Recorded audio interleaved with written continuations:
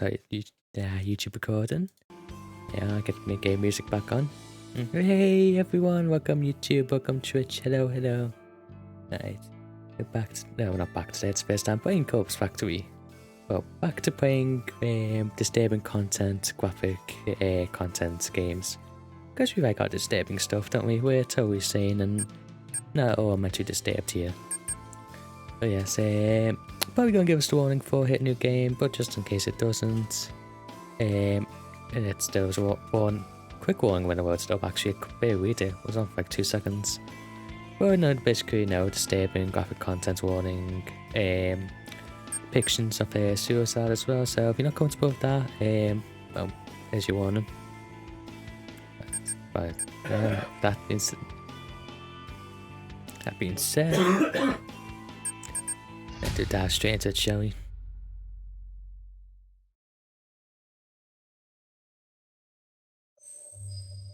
Ooh, prologue. Emi Katsuno. We're probably gonna die horrifically at the end of this prologue, aren't we? Oh my, stop mustering that mannequin, God's sake. What are you doing? I know those bitches have been talking about me behind my back. Oh, wonderful. That's a wonderful opening line, eh? They flash their fake smiles when I walk past. They wave half-heartedly and sipping it like, "Oh hi, Emmy, oh, you're not brave enough to pull off that work." They're all two-faced lying assholes. I hate each and every one of them. Like those three, they're gonna get murdered. Amino, Sachiko, Kurosawa. Just look at them. Everything about them is fake. Fake whips, fake nails, fake smiles, fake personalities. I mean, probably fake breasts, still way of time, you know, but they could be fake, you never know. Not much of an arse though, even. No, these does seem real. Okay, I'll be the first to admit that I'm a fake bitch too. Oh, wonderful, well, great. We're gonna go on Wolfie then. You sound like a Wolfie person. But even I know I'm not as bad as them. Narcissistic much? I'm not horrible to every person I meet, just the ones I don't like. Which just so happens to be everyone. It's totally different, I swear. Look, okay, the method of they are stupid until proven otherwise is no works, okay? It's not fair I have to work with them. Just wants a part-time job. Something breezy and casual. When it comes to paid work, knows the thing, my love. How's I supposed to know these doing good to obsess over tormenting me? Cause people suck nowadays. Amino's unbearable, but probably the least terrible of the three. She's a year younger than me and acts like she's some famous pop idol. Does that mean she's singing and doing the quiet Desu moves? But she's a dropout. Just like me, working in a dead-end part-time job just so her parents don't kick her out of their house. You're going to work with fulfilling lives, aren't you? You're going to do great. Spends evenings singing at underground bars and hanging out with shady talent agents who swear they can promote her and make her the next big pop star. Hey, sugar, wanna go with me? I'm gonna make you a star. Just come sit on this couch, yes. Wonderful vibes. She gets taking the fan stuff time and time again, but never seems to anyways. Oh, boy, okay, that's nice. That's something nice to drop on us right now after that. I doubt if she's just stupid or if she really thinks she's on the right track to becoming famous.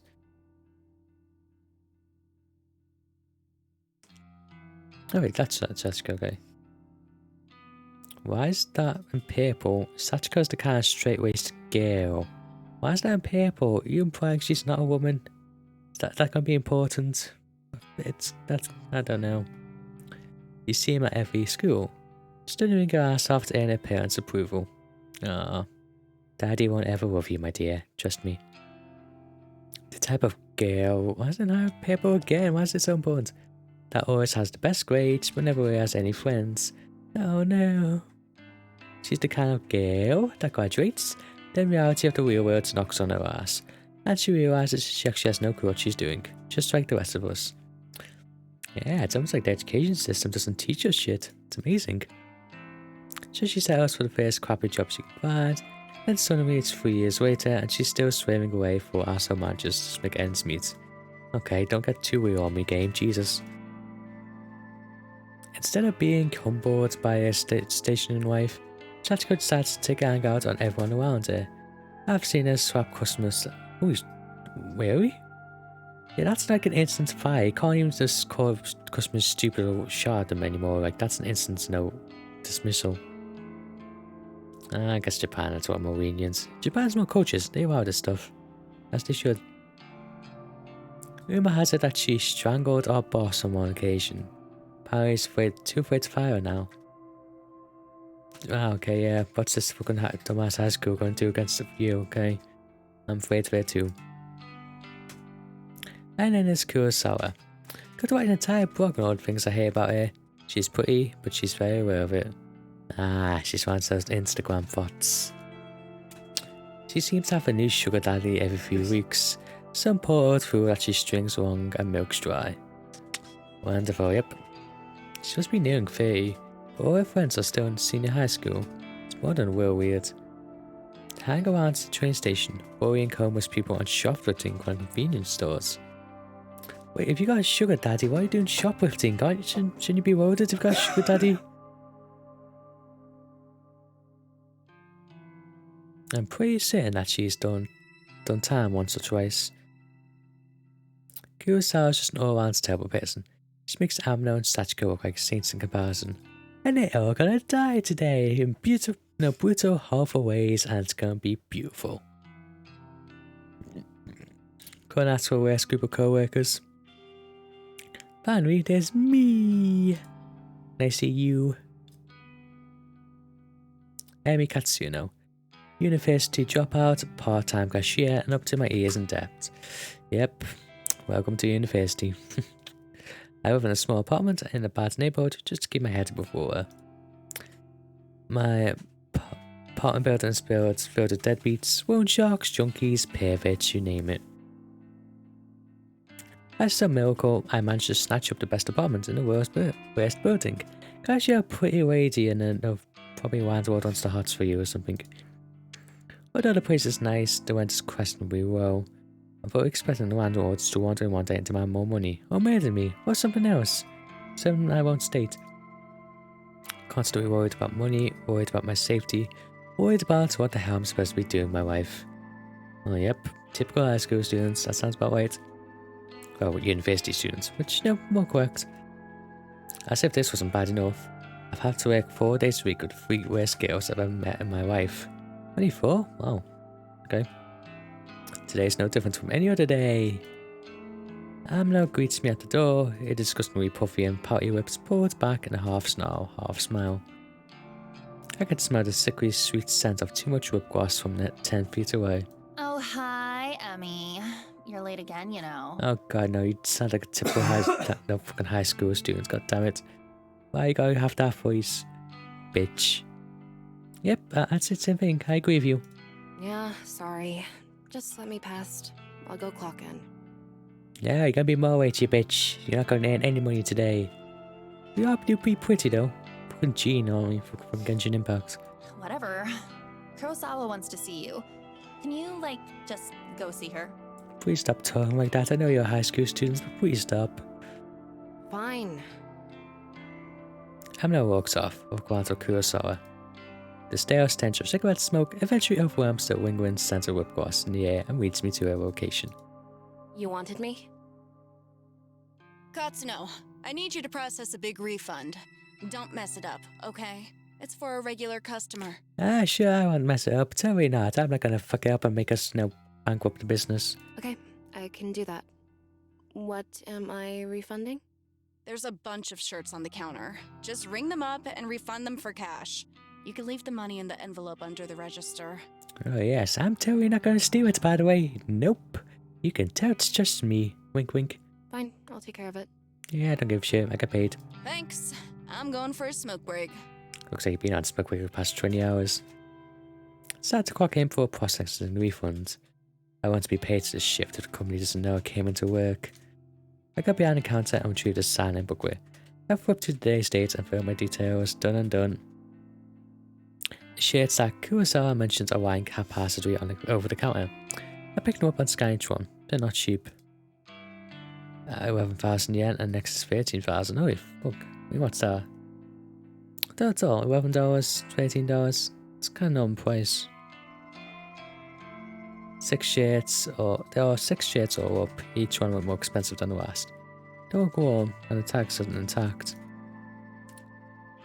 So let's ask for a receipt or proof of purchase for making a refund. But the customer is obviously not here, this stupid bitch. Besides, the request came directly from Kurosawa, my superior, so I can't exactly refuse. The refund goes through the system successfully and the cash drawer opens up. There's no money in here! Back to my money in 10,000 yen bills, then pop an elastic band around the cash. Print a copy of the refund receipt and slip in it with the cash. So what's it been? The girls, dropouts and copy have been highlighted. Job done. I slide the envelope back onto the register and lean against the counter. Surveying in the store and see that there aren't any customers around. It's still early in the morning after all. Don't usually get much business until around lunchtime. Have around the register for a while, bite my nails and stare at the clock. Kurosawa eventually returns from a smoke break. Half an hour must have passed by now. Usually thinks she is. I mean, yeah, it's no customers. You just sit on your ass, do nothing. You finished that refund? Yeah, like 20 hours ago. Where you been, you daft hoe? Yeah, I did it just like you said. Okay. She runs just around underneath the cash register and pulls out the envelope stuffed with cash. Fingers flip through quickly, counting each note, and she nods. Good work, Katsuno. I'll pass this on to the customer next time they come in. Totally not for me. Hee hee hee. No problem. Anyway, I'll take over the cash register for a while. You want to go tidy up stock? Wanna go do the actual work? Hey hey. Yeah, okay. Not too bothered Kurosawa wants to take over my register duties. It's boring standing around. Much rather be doing something than nothing. Head toward the rack up and tidy jackets. Sachiko bumps into me. Sorry, I didn't see you there. My god, you're fucking... What's wrong? You're definitely not a psycho. Please don't shank me in the back alley, please. You're definitely gonna stab me. Did you actually apologize to someone? Sachiko, the customer abuser? Hey, some customers deserve to be abused, okay? They've done some weird shit. There's a bunch of terrifying customer stories. Customer retail stories, right? That's fine. You okay? Yeah, I never looked better. Just look into my eyes and look at my eyes. I'm totally fine. I haven't been sleeping real well. I'm just tired, that's all. Well, get some rest, I guess. Yeah, just go take rest on the counter. No one's gonna notice. Thanks. Look, while I've got you here, I know I haven't really been easy to get along with lately. I've got my own personal issues, but that's no reason to take it out on you and the other girls. Got an apology. She's definitely going to plan to murder us right now. She's definitely planning it. Can't believe what I'm hearing. Sachiko's a change of heart. No, she has plotted our murder. She's hired the assassins as we speak. So I'm resigning as of today. I don't deserve this job. I wanted to apologize and make sure there's no bad blood between us. Bitch, deserve it or not, you need the money. This is a very daft idea. Well, she got something else lined up. Which probably is going to be Hitman Killer, but, you know. Sachiko. I don't know what to say. I never expected this from you. I say April Fools. Yeah. Stab. If you're resigning, do you have another job lined up? No, not yet, but I need to work on myself first.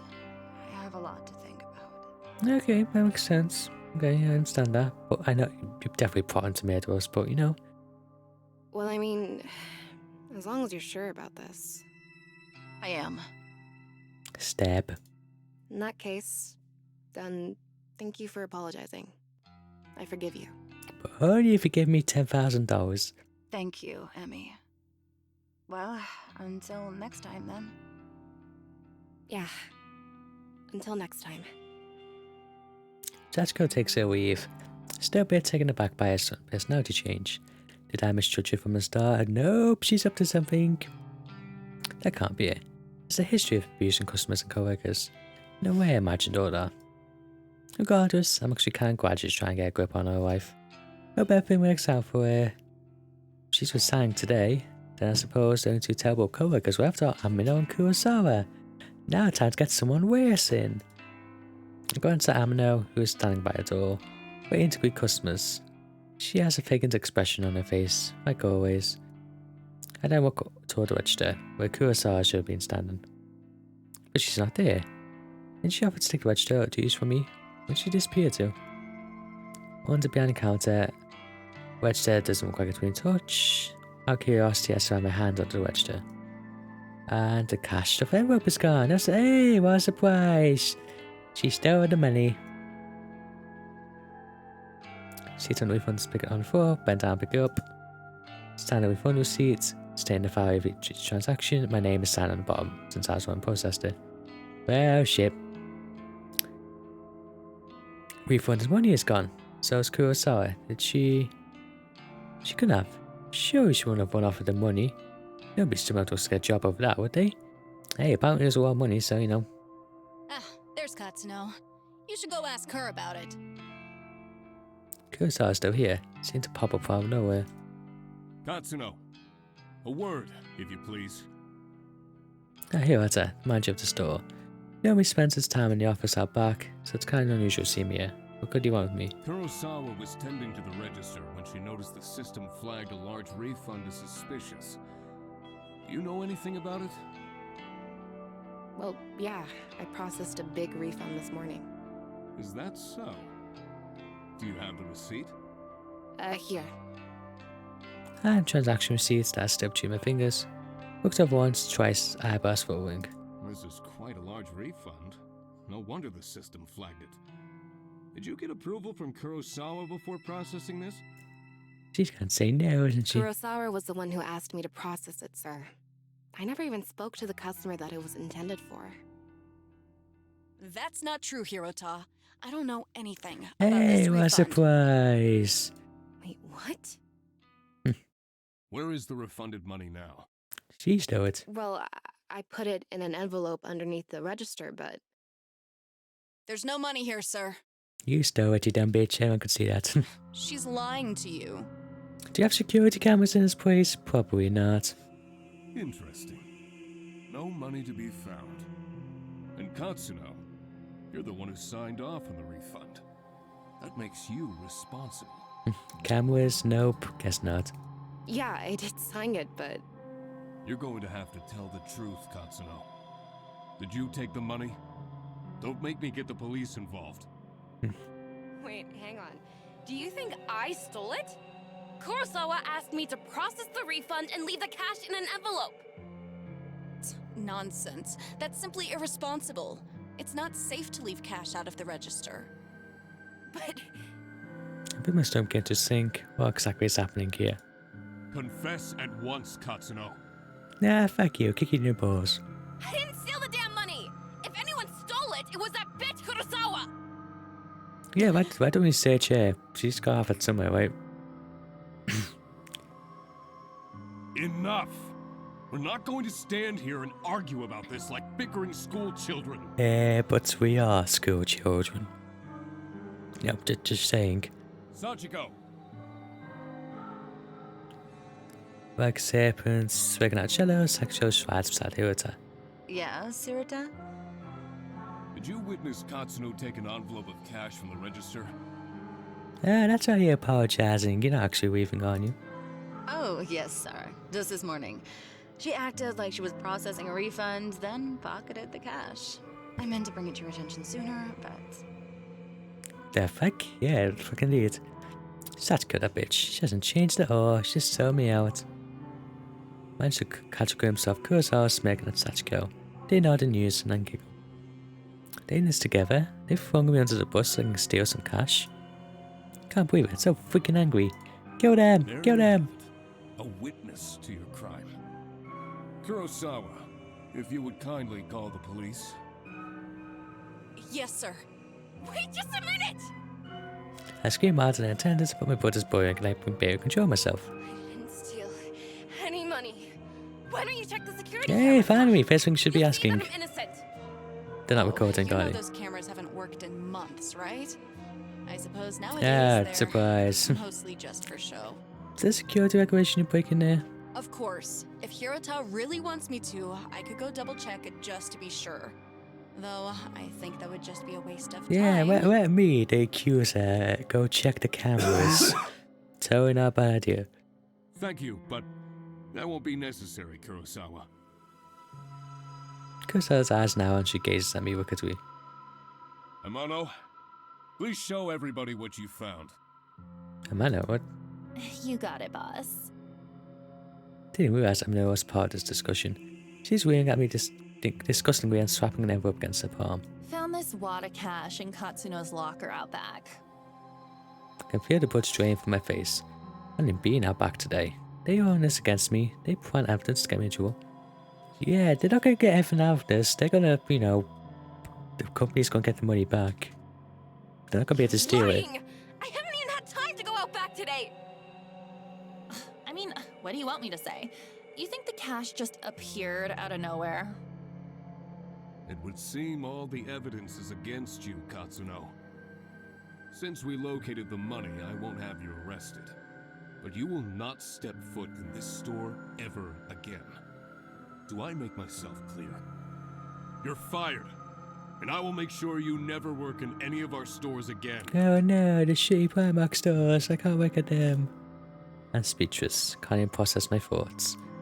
Quiet giggling and snickering, Kurosawa starts going Amino buzzes in my ears. Till my skull feels like it's going to burst. We're gonna get to kill. We gonna be the one who kills all three of them? Oh boy, please be that big case. Vito grabs my shoulder and tries to reach outside, but I jerk away and stumble backwards. My back slams into the glass window at the front of the store. Glass doesn't shatter, but I immediately feel bruises forming. Pushed myself forward, regained my balance, and ducked towards the sliding door. See you around, Emmy. Oh well, I guess not, hey? I blink tears out my eyes and I dash through the store's front door. Ah, what wonderful people. Let's go kill them now. My anger and fear and anxiety get the better of me. And it's got 5-10 minutes before I realised I'd been running aimlessly through the shopping mall. Reach your hand to my eyes to operate the moisture and take a deep breath. Look around trying to get my bearings. Yes, Critters. Which you know where, at least I know where I am. Need to sit down and compose myself. Don't calm down, I might be tempted to return to the store. Start punching those three absolute assholes. With my head down, I proudly charge towards a small scene area. Watch out! Hey, Woofy! How you doing?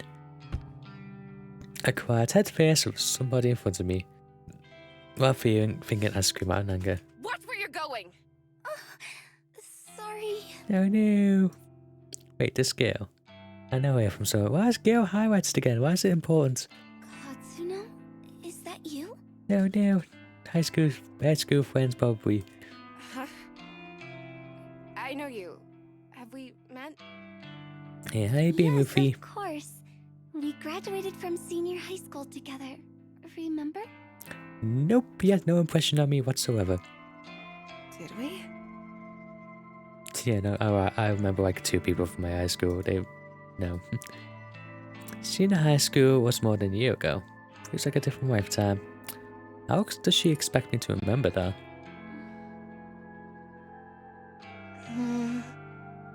Maybe. Yeah, you're Sato, right? Aoi Sato? Oh, That's me. You do remember. oh. It's Magic. Yeah, it looks like Magic Mash from Fate's Grand Order. It's a different hair colour. Well, kinda. Sorry. I've had a crappy day. I just got fired, so I'm not thinking straight. You got fired. I'm really sorry. You bumped into me pretty hard. Are you hurt? I'm fine. Oh yes, rubbing your arm tenderly. I figure I must have injured her, but I'm not really in the mood to stand here and apologise to some old acquaintance. I have to go. Excuse me. Oh, okay. No, it's me, senpai. Push past Aoi. Unexpectedly, this shy and spineless girl grabs my arm and stops me from weaving. Her grip is surprisingly strong. Yeah, okay, you can weave. Nope, not really. You're staying right here. You're all mine. Katsuno? You said that you just got fired. Is that true? main character's pretty harsh. Well, if she just got framed by her co-workers for stealing money and got fired, so you know. So it's reasonable for her to be a bit angry. Wait, yeah, I'm pissed off about it. Tell me what happened. Why are you so interested? I just thought maybe I could help is all. Well, if you could teach me how to kill some bitches and get away with it, that'd be a lot of help. Whatever. You can't help. Some bitch set me up. She stole a bunch of money and made me take the fall. I see. Are we done here? Can I leave now? Sorry for keeping you. Oh, Yeah, okay. bye bye. Okay, yeah, whatever. I don't care about you. Once again, I tend to leave, but always next words man to catch my interest. You know, if someone got you fired, there is a way you could get revenge. Yes, I know, Revenge. It's called murder. We're gonna kill the bitches and then steal the money. Revenge? What's this girl on about? Does she have some way to get me back at Kurosawa? Not just kill all three of them framed you, remember? What am I thinking? Can't even set foot back in the store. A chance to get any kind of justice just doesn't exist. I mean, no, you could just camp outside the store and then just kidnap them, you know, when they're walking out of it, you know. I assume they leave the store, but they don't live there. Revenge? What the hell are you talking about? Never mind. I shouldn't have said anything. Tee, I'm not gonna tell you, don't worry about it. Hell no. You're not going cold on me now. Tell me what you meant. What do you mean? No, what do you mean? Come on, it's a good plan. I'm just saying she's wrong. There's no chance. You know, she... Yeah, but being evil is fun. Oh, okay. But let's talk quietly. Ah, yes, do you want me to meet you at back, eh? Wink, wink. There may be a way for you to get back at whoever got you fired. Have you heard the rumors of Corpse Girl's website? Ooh, sounds nice, Corpse Girls. Don't shake your head at me with me, please. No, come on. Don't be like that. Corpse Girl? Who is that? Sounds like some death metal band. Ah, no, she's a no bad Twitch streamer. She's not making a living quite well. I already noticed my comment and continues on with her speech. They say that if you visit Corpse Girl's website, you can request a death. Ah, she's on the dark web. She's a hitman. Request a death. What's this girl wanting about? She's not wanting. That is not a want. Hang on, start over. I'm completely lost. How you lost? That was like very basic sentences she said. She could not get any more basic. Very frowns, a look of annoyance on her face. Yeah, how dumb are you? That's there. Say somebody wrongs you and you want to get revenge on them. Go on. Yes, that's exactly what she just said. Rumors state that you can visit Corpse Girl's website and fill out a form in order to request a specific person's death. Ooh, do I get to watch? Is it live streamed? This Corpse Girl. Is she, like, a hitman or something? No one knows the truth. All I know is that her victims always receive a photo of their own corpse before they die. Ah, so she's probably God or something. How is that possible? Killing them won't solve anything? I mean, no, but you know. But it would cause the business to like lose employees and probably go bad and you know, get some revenge. And it'd be fun, you know, it doesn't have to solve stuff, it'll just be fun. You know? Sometimes that's all the reason you need. Just do stuff for fun. There doesn't need to be an ultimate reason behind it. I don't know. Let's give her a shot, eh? What's the worst that can happen? I've been wanting to use the website for some time. There's somebody that I'd be happier without. But I'm not brave enough to go through with it. Ah, you fucking pussy. Main characters still have no job. True. But when they die, she can go to their bodies, steal their money, and then, you know, steal the money off them, and then she can probably go somewhere and start anew. Being responsible for someone. Yeah, but no one's gonna know. It's only bad if you're caught. Still, I want to know if the rumors are true. If you use the website, you could tell me if it works or not. She gonna use it on me, so there's no witness as to what she's done. This whole thing sounds sketchy. Risky. Are the police gonna come get me if I go on this website? I've got no idea. Yeah, this career browsing evil dark web stuff, yeah, I know. Just career browsing history or get a VPN or something, you'll be fine. Well, thanks, I guess. Or it doesn't make any further attempt to stop me when I tear my heel and walk away. Don't know what to make of her suggestion. Can such a website even exist? Ability to request the deaths just sounds so unbelievable. So let's just test it out for the shits and giggles, and if something happens, then oh well. And yet, it sounds so beautiful. I find myself unable to get the possibilities out of my mind as I make my way toward the train station. Corpse Girl. A website's tailored for revenge. Could stop in Kurosawa, Sachiko, and Mino. Could remain anonymous, then no matter what happens, or if fate befalls those girls, could be traced back to me. Start to wonder if ordering the deaths of a few girls because they got me fired is a little extreme. Nah, it's reasonable, it's fine, you know. I'm sure it's fine. Although, they're not exactly saints, they're closer to human garbage more than anything else. They've always been hostile towards me, probably be doing the world a favour if I killed them, had them all killed. They screwed me over without a second thought. Who knows what they may think due to the next unsuspecting victim. Yeah, killing all three of them is the right thing to do. Moving them from the planet will prevent them from hitting anybody else and help me get my rocks off. It'll be great. It's a win-win. My heart begins to race. That's a nice train. Trip back to my apartment is boring. The train carriage is nearly empty, save for a few junior high school members and a couple of women in business attire. Why is women highlighted again? It's extreme, you could take them to court, but no, you want to murder them. We have no evidence against them. The security cameras conveniently don't work, and no, the freedom process evidence. And what's weird? Conspired against us, so any evidence is against us. I have a few seats all to myself, so I'll sprawl out and check my phone for messages. When I feel confident that no one in the carriage is watching me, I decide to search for Corpse Girl's website on my phone. Don't exactly know how easy it would be to find. Maybe I should have asked Ori for the address. Well, a quick search shouldn't be too hard. I begin to type. Corpse Girl's website. Yeah. Ooh, excuse me.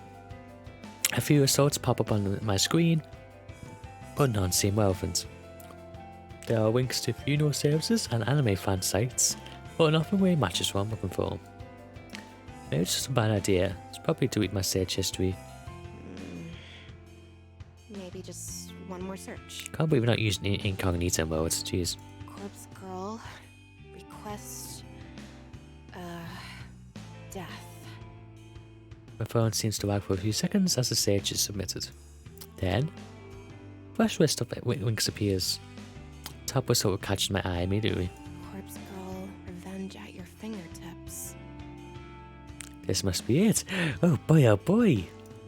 I click the link and the website loads immediately. Shame, hey. Oh, it's not shameful. Look how cute it is. This is fun. It's obviously fake. It's beautiful. Fill out your victim's information and put a photo of them. Your victim will receive a photo of their own corpse shortly before they die. Watch out. Don't be an idiot and enter something. Don't enter yourself, you dumb bastards. Smart people have done that. It's really weird. The website is simple. There's a freaky little dancing girl at the top of the screen who looks too happy to belong on such a site. Hey, just because we're killing people doesn't mean we can't have a cute anime waifu mascot. Jeez. We're allowed to have fun too, you know. Hitman are allowed to like anime too. Our site is very basic, a small variable text office instructions. Request a death. Fill out your victim's information and upload a photo of them. Your victim will receive a photo of their own corpse shortly before they die. Watch out. Don't be an idiot in entering your own information, or you will be cursed. Yeah. Cursed, also known as murdered. What the hell? Is this site actually for real? Give it a shot. Just use one of the people in front of you. I start to wonder if I should go through this. This very very little useful information on the site. Why is that phrase hard for me to say? I mean, it does say requested death, but come on. Someone actually gonna go out and kill the person they choose? How now can someone receive a photo of their own corpse before they're actually dead? Doesn't make any sense. Sorry, skipped a beep and they dropped my phone and buzzed at me. Thank God. It's just a text message. Hurry up and kill someone, you bitch. I'm getting bored here. Oh, no number. That's never a good thing. What do you mean it's never a good? Well, actually, yeah. No, fucking salespeople are never a good thing either, I suppose. There's a photo attachment. You would be sent a photo from an unknown number. Oh no, we've been killed. Someone's put our death on. My curiosity gets the better of me and I open the message. Ah, that's cute. So nice for a selfie, ah. Yeah, your sugar daddy's not paying you anymore, honey. Of course, you freaking bitch. You're still in the store while you're doing that. Like, you're not getting spotted by the manager there, really. I knew she set me up, and the mirror Satsuko written on it too. Yes, we all know. Maybe process a fake refund, get cash out the register, so that my name would be on transaction. Oh, for a bit of cash they have to split 3 ways. Yeah, it's like what? You get like $30 between them. So how much was it? It was said it was 6 shirts, and it's 11,000 yen, so that's $11. And then, yeah, you're looking at like what? $20 each. Let's give it a shot, why not? Kurosawa, I'll kill you! I'll kill you! A few of the junior high school boys, some of you look at me with void expressions, but I don't give a damn. I'm angry, I'm furious. Kurosawa's gonna pay. Close Kurosawa's message and return to Corpse Girl's website. Oh yeah, thank you for the photo I needed, darling. It's very nice of you. Tsukuro has to be done. I'm going to request Kurosawa's death. Yeah, don't worry, just a girl shouting I'll kill you on a public transport. It's nothing to worry about. I'll read the website's instructions one more time to make sure I haven't missed anything important. Enter the victim's phone number. Upload a photo of the victim.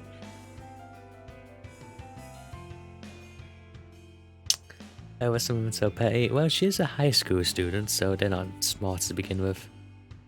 And I don't know. Someone framed me for an actual crime, you know. Stealing is a crime, the police almost got involved. I don't know, I'd be a bit, not level-headed.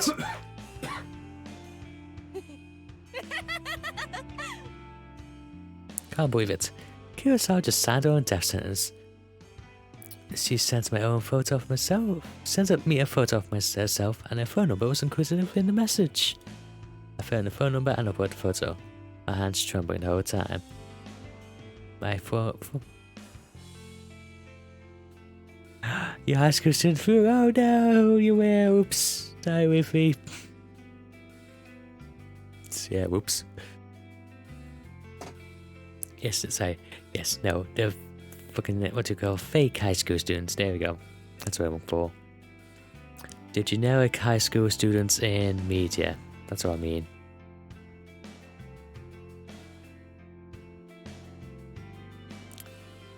Yeah, the cliche for high school students in like media and games and that is they're not very intelligent most of the time, are they?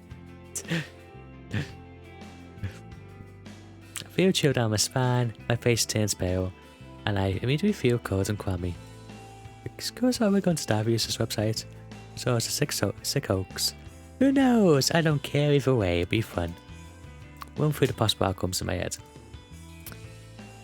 First possibility, nothing happens, and Kurosawa is none the wiser. Second possibility, Kurosawa gets pranked by whoever's running the site. Maybe the administrator gets a kick from tormenting people. Kurosawa might just receive some spam text or something like that. Third possibility, Kurosawa dies, she gets murdered, or some elaborate scheme is concocted to make her die accidentally. No, we want it to be a brutal murder. I want a corpse to be hung on the wall and be decorated for all the city to see. My lips curl into a frenzied smile. I like the third possibility the most. Yeah, possibility 4. You get reported by someone and now she finds out and she kills you. She's fine, she's totally sane.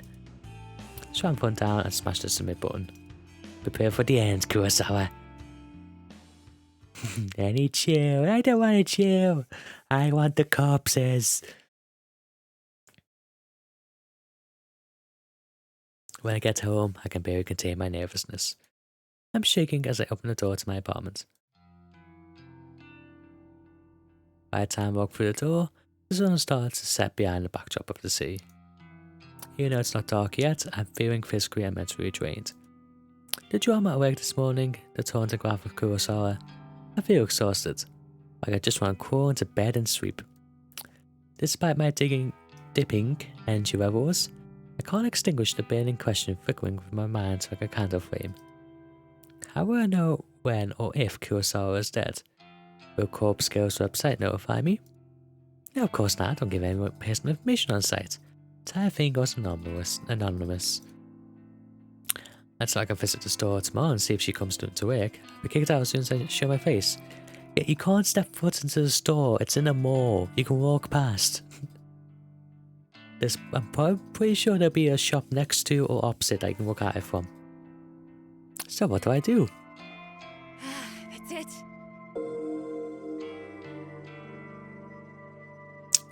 With my phone out of my purse and open noise. Social network app that all my co-workers are connected to. We get to see if she's dead from there. Kurosawa, Satsuko, Mino, and I are all in this group chat. We're both work wife. We use this chat to swap shifts with each other and complain about the boss. Just as I was hoping, I haven't been kicked out from the group yet. Swipe through the list of chat members and tap on Kurosawa's profile. Last time I 1 hour ago. Perfect. If I use this app, I can keep an eye on when Kurosawa is active. She only has to be using her phone for noise to detect she's online. Doesn't necessarily have to be using noise itself. Oh hey, spying on me are you noise, you dirty, dirty boy. It's been the best way I can think of to monitor if she's still alive or not. We're up to for now at least. Wonder why Kurosawa sent me the photo of herself via regular text message instead of through noise. Oh no, someone else is framed once they're dead. Maybe she thought she could be busted for if someone got into the noise profile. Who knows what the girl was thinking. Regardless, I'm thankful she made such a stupid mistake. When I obtained her phone number by it, she had decided to mess me through noise instead. After all, noise is a strictly online service, no need for phone numbers, but it still asks for it upon when you create an account, so I can keep your phone number and send you phony texts. Got to think of it, where did she get my phone number from? Well, no matter, it worked out in the end. Yeah, I'm sure it wasn't Ori or someone setting it all up. I slumped down on the couch in front of the TV and keep my phone firmly gripped in one hand, my knuckles whitening. I started to bite the fingernails on my other hand out of anxiety. In an attempt to distract myself, I switched the TV on and streamed some stupid reality shows.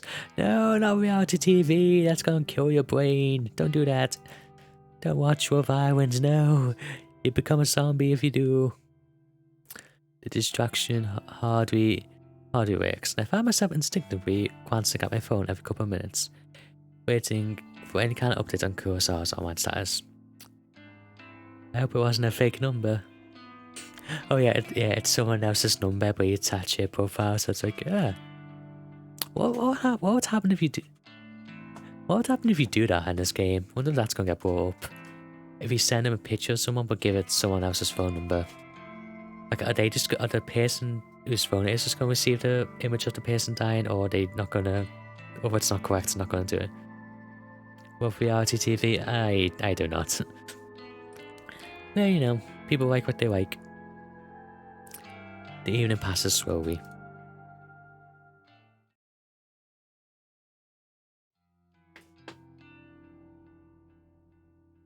Ooh, Saturday!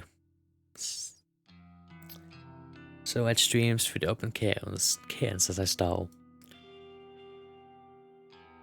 Did I fall asleep on the couch? No, I fell asleep over the couch, on the back of it.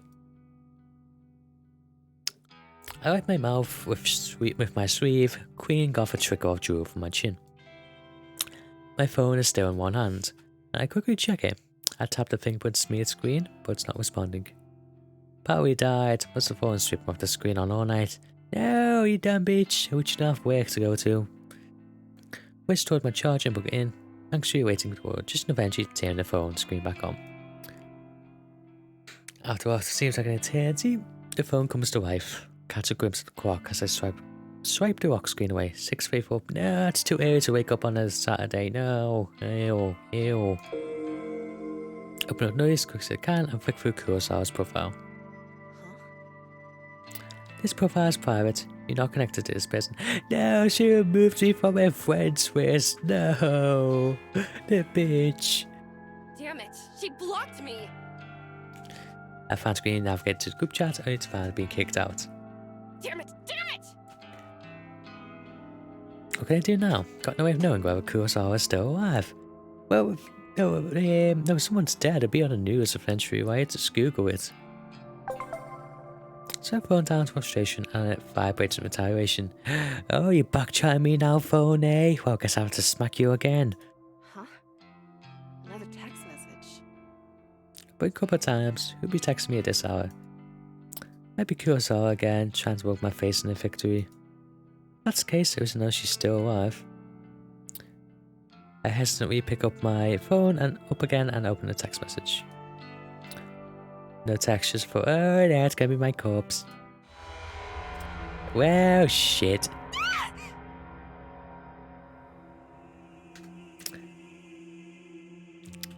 Oh, hey, I'm gonna fall into a pool.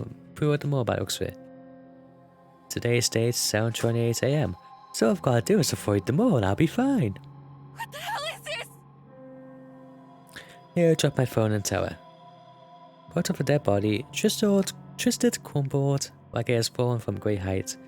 A splatter of blood flickered across the grass. Oh no, it's not a pool, it's... okay, yeah, I see what it is now, yeah. I'm gonna get pushed from my balcony in an hour. I'll have to make out the details in person. Dirty blonde hair, familiar quotes, smudged makeup. This dead body. It's supposed to be me, no! Yep, Kurosawa killed me and I killed Kurosawa. It's gonna be beautiful. There can be no mistaking it, without doubt. This is a picture of my own corpse. I shriek again, unable to process what I'm seeing. I'm so entranced by the battered corpse that it takes me a minute to notice the timestamp in the corner of the photo. Today's date, but something's off. What you give will come back to you. Nah, I don't think that's common, nah. She totally plotted to use me as well. Time says 7:28 AM. That's about an hour now. I shiver involuntarily and feel the sickening sensation of power rising in my throat. This photo... is this a prediction of my death? Am I going to die within the hour? I'll be fine. Then the truth hits me harder than my face. Hit the ground in a squishy photo. When you request a Death on Corpse Girls website, your victim receives a photo of their own corpse before they die. Before they die. Can't look at it anymore. Throw my phone to the side and curl up on the floor. The corpse girl sent this to me? How did someone get a photo of my corpse? A photo that's seen me from the future? It's impossible. It has to be a hoax, some trick, some psycho tormenting me. Yeah, that's all it is. Someone is messing with me. Yeah, all I gotta do is just sit around somewhere where I'm not from a great height, you know? Just go to a ground where everyone will know. All be good. Probably Kurosawa. Get up off the floor and stumble around. Kinda my head is unbalanced and my stomach feels queasy. Way to launch its contents through my throat at any second. But I reach around for my phone and finally grasp it with near frozen fingers.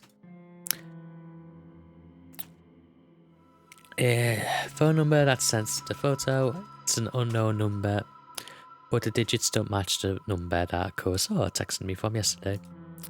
So it's unlikely this came from here. Bizarrely, the phone number is kind of weird. There are more digits that should be possible. Tried to count them, but stumbled a few times in confusion. And eventually concluded that number has 18 digits. Too many. In addition, the phone number seems to repeat digits a what? 666 333 6622 666 4466. Yeah, so many devil numbers there, yeah. This is totally not the work from Satan. I don't think it's Satan, I think it's Jesus. Jesus is pulling a prank on us. Seems too strange to be real. Is it even possible to fake a phone number? Something interesting catches my attention. Even though the call ID doesn't recognize the number, has data on the origin of the number. Tokyo, Japan, a very own city. Perhaps the sender of the photo can mask the number, but can't hide the location. This gives me an idea. I decide to get to the bottom of the situation. Despite my head throbbing and my stomach breathing to be empty. No, it's not Satan, it's Jesus. No, everyone blames Satan, but I think Jesus is one responsible, you know? Have you read the Bible? God does more evil things than Satan does in it. God's the antagonist, not Satan. I punched the phone number in search engine and along with the keywords Tokyo. One result. The link points to a popular discussion board, noise channel, anonymous boards where users can talk about almost anything. Oh no, we're going to 4chan. No big surprise, it's owned and operated by the very same company behind the noise app I use on my phone.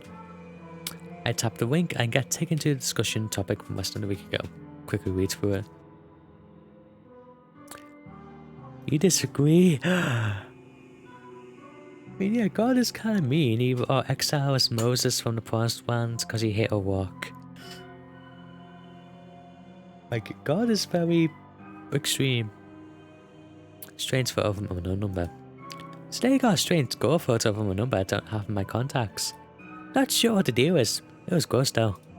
Wonder if any hackers can trace the number or something? It's 666-222-336, all that. Seems like Tokyo area. Thanks in advance. Yeah, don't mention the fact it's off your own dev or anything. That'd be important information. Topic has only one reply. You got this too? Must have got a photo picture of yourself? I'm worried. Receive a similar pic from the same number. Maybe I'll contact the police. Not sure if I'm overreacting. That's it. That's the end of the discussion. Leave a poster followed up on the conversation. Because they dead now. They totes dead. Damn it. That's all? That didn't give me anything to go on. Except now I know that at least 2 other people have received bloody photos of themselves. One of those photos were extreme as the ones I received. What happened to those 2 posters? Why didn't continue the discussion? I don't know. I think they may be dead or... No, they went on holiday to Jamaica. That's where they are. At the Jamaican beaches. Just living it up. Every higher power is extreme. I know, it's like, geez, calm down. You're supposed to be gods and you're acting like babies.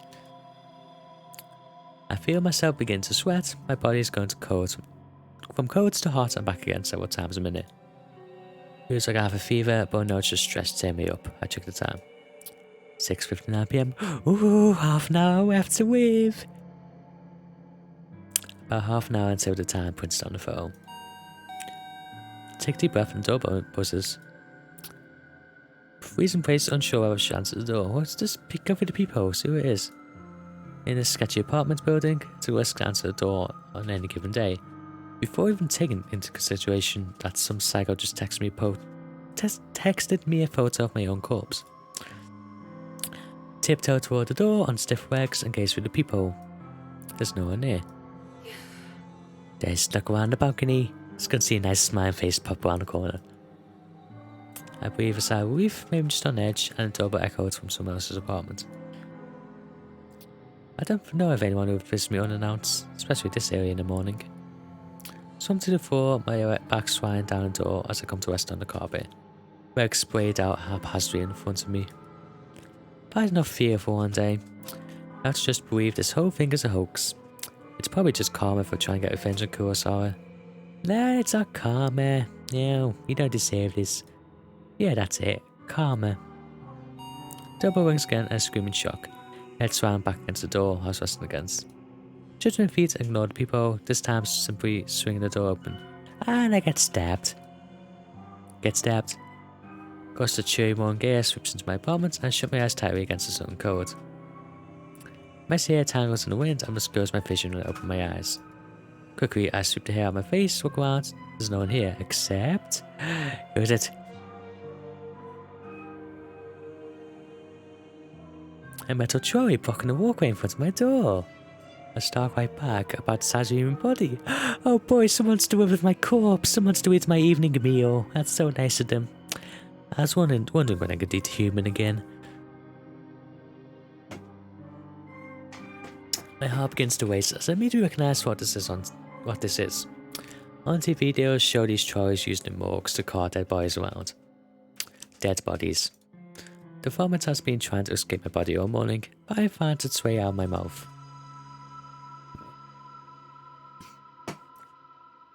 You mean? I retch and heave in the doorway until nothing is left inside my belly, except a stinging stomach and acid that threatens to burn through its fleshy container. The stench waffling from the trolley is overwhelming. Pitching my nostrils closed does work more than trap the overgrowth inside my own skull, and I gag and sputter involuntarily. And reaches forward as though controlled by some being other than myself. I can't pull it back, and I can't prevent my fingers from grasping the zipper tag attached to the front of the body bag. Unzip the bag. Holy shit, my own head, what the fuck? And there I am, a wretched corpse exposed to the day's first rays of sunlight. I stand here in the doorway as I wait there atop the trolley, simultaneously alive and dead, but more dead than alive in both bodies. The bruising on my face is horrific, and I reach a stiff finger to my own ribs, my withering grips, tracing the outline of the bruise I see before me. There's no pain where the bruise should be, and I breathe a sigh of relief. But why would there be any pain if I'm already dead? To feel pain would be absurd. Now the way you have to start worrying. Wonder how I died. Did I fall from great height? Did somebody hit me with a car? Did I collapse from some internal reason? Perhaps some organ failure or some undiagnosed sickness? Maybe I didn't die, and the corpse in front of me is alive, living and breathing, just as I do while standing in front of myself. Yes, I don't think it can be living if it's a corpse. I don't think that's what the word corpse means. Maybe this is all just a prank I pulled on myself, dying just as a joke, but never really dying. Always living until the point I actually die and it's no longer a prank. My head is splitting, I can't think straight, all the thoughts in my mind are jumbled, the meanings behind unspoken words disappearing behind foggy clouds inside my shattered skull. To clear my head, I step around my corpse and stand by the walkway swearing, "Oh no, you're gonna tumble backwards." 1 floor for the apartment building. There are 2 floors above me, so I could go higher if I wish, but I'm pretty sure we from here would be enough to render my living body identical to that of the corpse on the trolley. At this point in time, there exist 2 versions of Emi Katsuno. One is living, as me, the other is dead, but also me. I choose now to be alive when dead, or dead and dead, but I cannot choose to be alive and alive. Huh?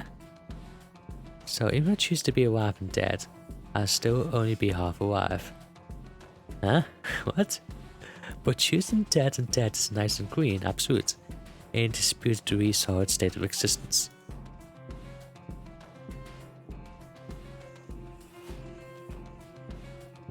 What the fuck does that mean? What does that mean? What? I go up the cold steel handrail and lean over the walkway, my hair whipping against my face thanks to the relentless wind. Also as below me is a small courtyard, paved with concrete and decorated with occasional shrub or flower bed. I missed the concrete by about 2 feet. Okay. Dirt sprays up in the air, and my nose is crushed under my own body weight. Yeah, girl got mental. So the website just drives you insane. So it's like you can choose to die, but you're already dead. So you can live as a ghost, or you can die die again. I think about that photo Kurosawa sent me with a smug smile and a hands full of stolen money. My teeth grind, my tongue and sever it, but doesn't manage to escape my closed mouth. Oh, ew, oh. My mind wanders about unsettles on Corpse Girl's website. What was that all about, anyway? As far as I know, nothing happened when I submitted Kurosawa's details. Maybe Kurosawa found the website as well and submitted my details first. Guess Corpse Girl got me. Well played, Kurosawa. I think it tastes blood in my mouth, but it might just be a memory from some other point in my lifetime. A blinking light from a nearby parked car kinda irritates me, but then my vision turns blue and black, and my only concern is how I'll never truly know her. Heyo, Mal, hey! How you doing? We did!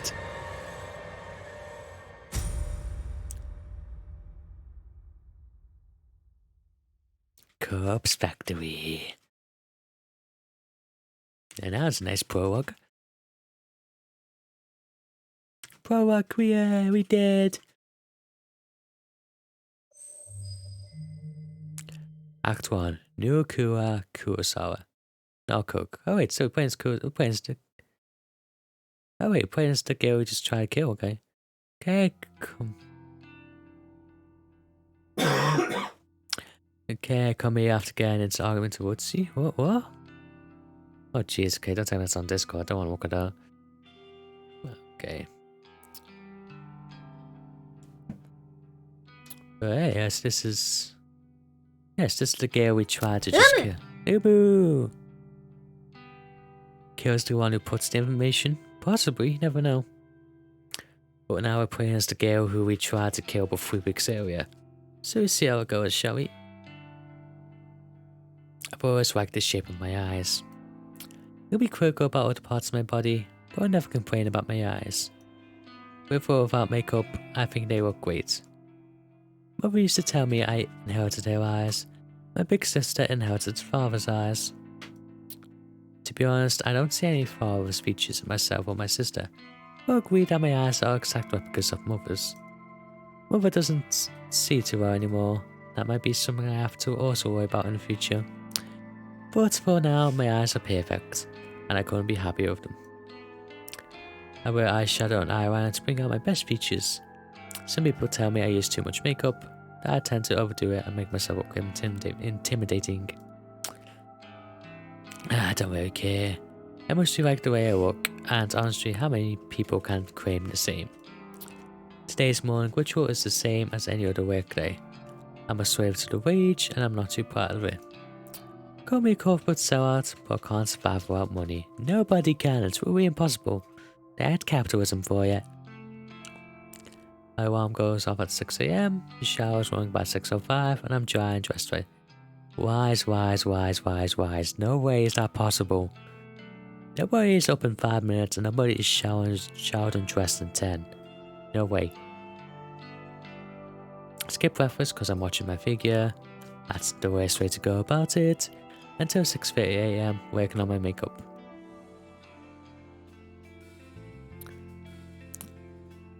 My cramped shoebox apartment by 6 foot. Oh, cramped. Looks like quite a nice apartment, I must say. Sometimes I catch my neighbour returning home from his overnight shift. If so, I exchange simple pleasantries with him, continue on my way. Today, there's no sign of my neighbour, so don't slow down as I descend the stairs and exit the building. In a convenience store for canned coffee, saps another few minutes from each day. Fair sweet meal coffees, but every now and then I'm in the mood for rich black coffee. Regardless, I never start the day without it. I don't always need the energy boost, but it helps to stop my stomach growling. It's a milk coffee kind of day, so I pay for my favourite brands and get out of the store in no time. Canned coffee dives into my handbag as I continue on my way. Train station is always busy in the morning, and usually struggle to navigate my way to the correct platform in time for a 7:12 train. Today is no different. However, I always make it in time because my routine has been perfected over the last few months. Board the train bound Shinjuku. Caseway grants reveals there are no empty seats, so I push through the frog bodies and stand against the carriage wall.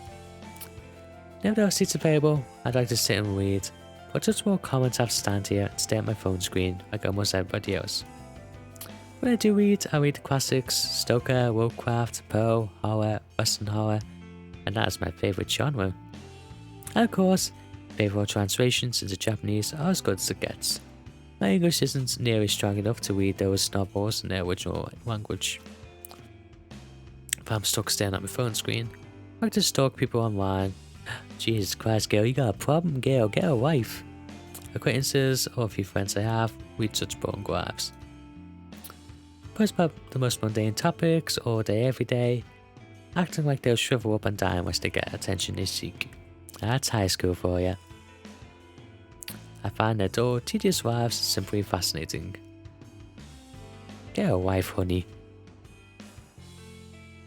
From behind the safety of a glass veil, I can fulfill my voyeuristic fetishes and consume as much pointless information as I desire.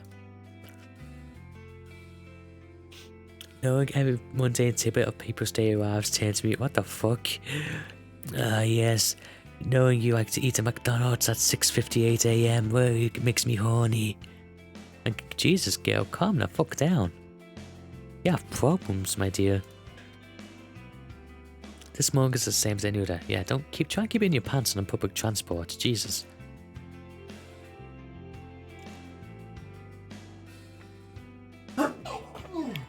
She is weird, yep. That's one word for it. I stared down my phone held in my frail hand.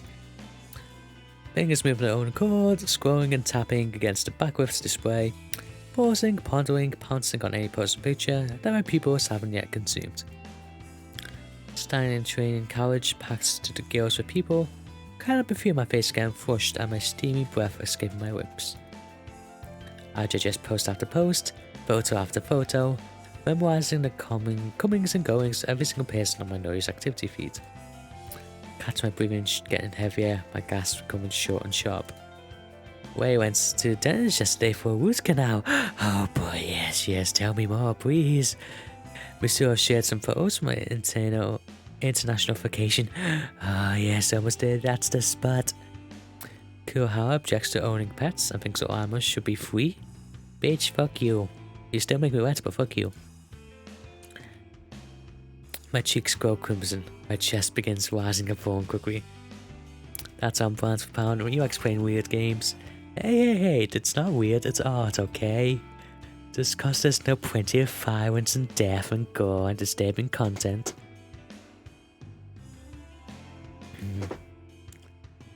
Go to the car of my shirt.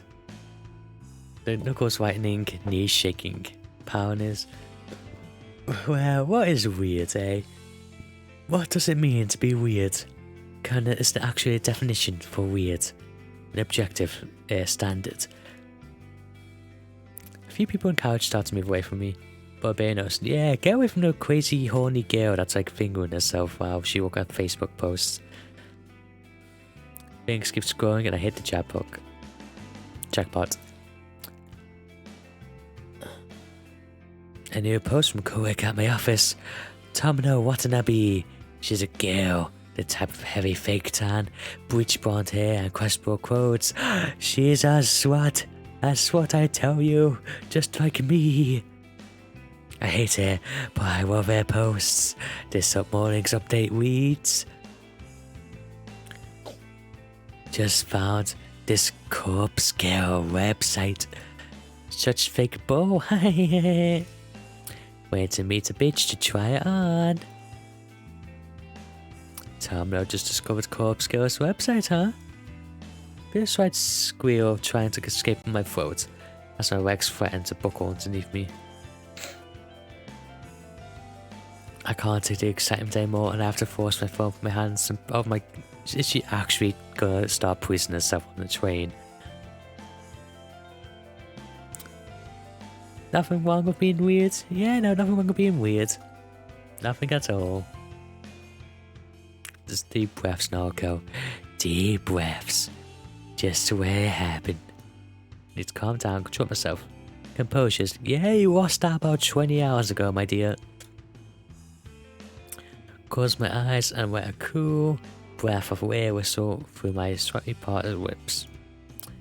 You got a karma and no longer ready to explore. Oh my god, she was about to cool myself, buddy. Oh, Jesus, sweetie. Analyze the information I just read. Tomno wants to try out Corpse Girl's website. That's good. Very, very good. The girl said, yes. Yes, that's the best way to describe the girl. Just yes. Rumor has it that you visit the website and request the death of somebody that you know. If the victim dies, it's unknown to the public. Because of that, some people are pretty quick to dismiss the site as a hoax. However, the most interesting part isn't how or if the victim dies, but rather what happens to the victim before they die. Parents creepy. I'm not creepy. I haven't got a creepy voice, have I? This is normal voice Power.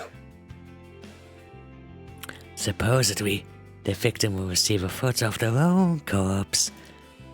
How this photo exists before the victim's wife is snuffed out isn't public knowledge. But come on, Mao. Don't be like that. Look at me. Look at this face and tell me, do you honestly think that this face is creepy, Mao? Come on, look at this. Am I creepy to you, Mao? Eh? Does this look like someone who's creepy? I'm perfectly sane now, have you know. Have you very much know I am very much sane and not creepy. Now you take that back. Take it back right now.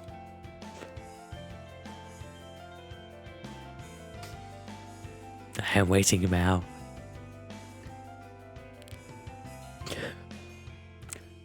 What do you mean? What's wrong with my eyes? What do you mean? I see nothing wrong with them. How about you take me back? Back out the door?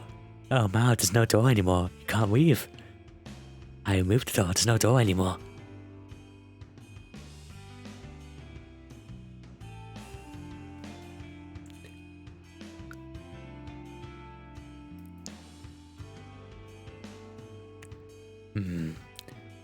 Yeah, getting a sound treatment down. Okay. Hey, Mao, you can't just cut a doorway out of the wall. Come on, don't be like that. It took me time for me to decorate that wall, you know. Jeez, so considerate. Gee, do you have any idea how long it takes to put up a nice Hello Kitty wallpaper on for you? So considerate. But the thought of this phenomenon occurring is utterly intriguing. There's your problem. What do you mean there's your problem? It's your problem. Not my fault you don't like my decoration. Nevertheless, the site has been gaining popularity lately. At least in certain corners of the internet. The incels on 4chan are getting their revenge on the ladies who dumped them.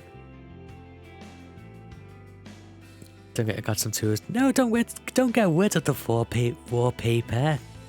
I was putting the wallpaper up. Keep the wallpaper up, Mao. No, bad Mao, don't do that.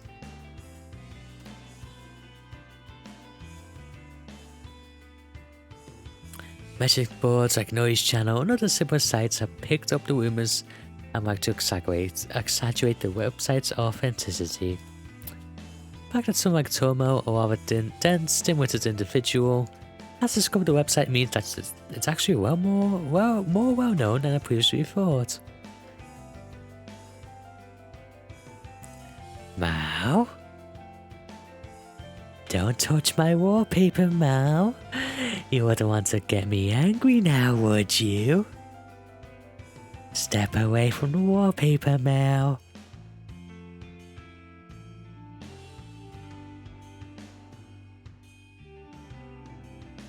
Creepy, Mao. This ain't creepy, mate. This is just me giving you a nice friendly warning not to break my stuff. Okay? Now, you don't touch my stuff, don't break it, and I won't break you, okay? That sounds like a deal? I think that's a fair deal.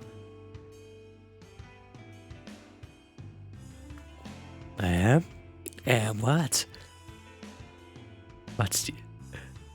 You're under contract? Oh, no, you're not.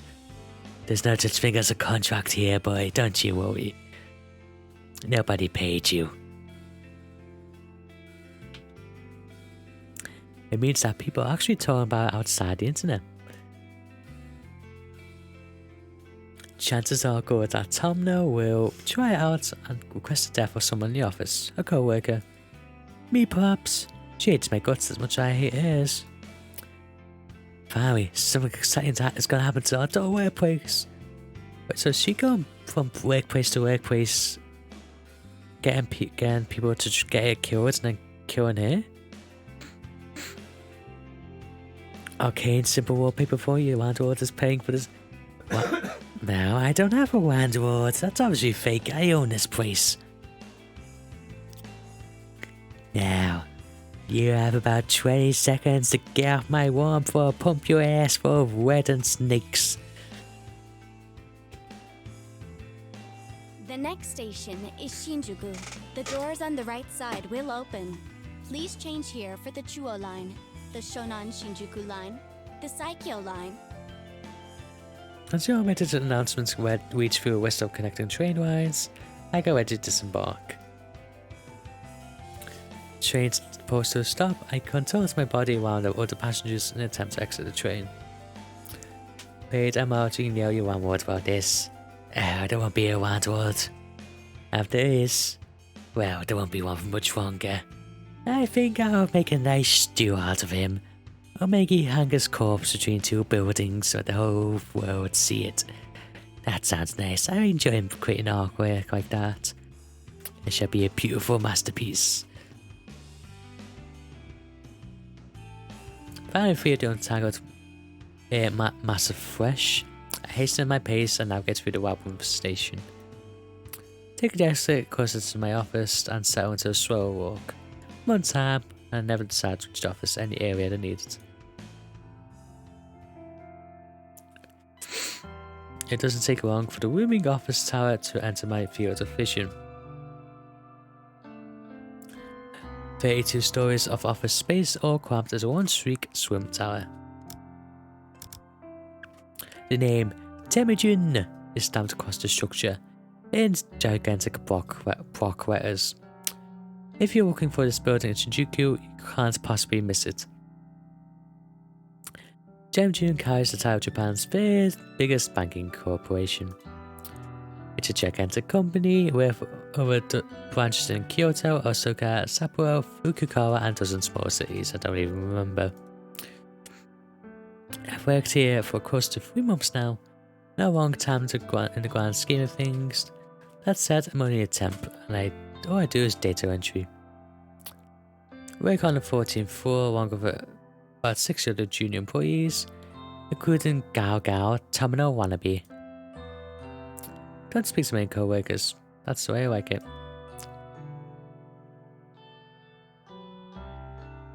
When I reach the building, enter through the giant double-strand doors, I found myself in a familiar lobby. Comfortable couches line the walls, circling a reception desk.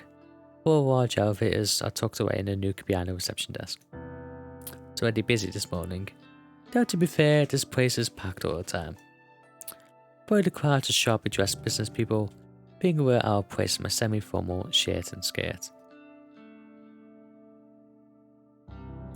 Talking to a newly opened elevator, I tap my employee ID card to the backwards panel and press the button for my floor. Doors closed and elevator begins its smooth ascent. I'm surprised I'm the only one travelling up. You'll be going down soon, my friends, don't you worry. Reach my floor and listen to a soothing chime as the doors open, being the way out of the office before me. A static drone of workspace noise fills my ears. Conversation, ringing phones, fingers tapping against keyboards, photocopiers, why is that important? Even the steady, low hum of the air conditioner contributes to the overall din. Make my way to my desk, stationed in the middle of the floor and surrounded by a dozen other identical desks. As I walk, somebody taps me on the shoulder gently. Good morning, Kurosawa. Who the fuck are you? Shinya Fujiga, my senior. That was really only a couple months older than me. He's worked here for a whole year, after taking an internship straight out of senior high school. He's not an intern anymore, though I'm not quite sure of his job title. Morning, Fujikawa. How was your commute this morning? Fine. Same as usual. That's good to hear. Did you read Oh any of no, your he's trying to chat me up. It's so beautiful, so cute. Don't chat her up, Shinji.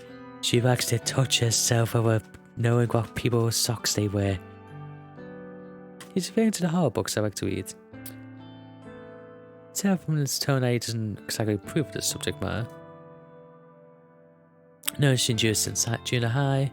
We go way back, but I wouldn't exactly call us friends. Oh no, does that mean we could be lovers? However, he's the one that wants me this job. You know, it's just a temporary contract. I always had a feeling it's a bit sweet on me. Could be off the mark though. Well, I couldn't get a seat on the train today. Too hard to read while standing. Bitch, get yourself a Kindle and get the Kindle app on your phone. Ah, that's a shame. You, still haven't accepted my, friend request, did you know? No, yes, accept my Discord friend request. We can't be Discord buddies now. Why don't you love me?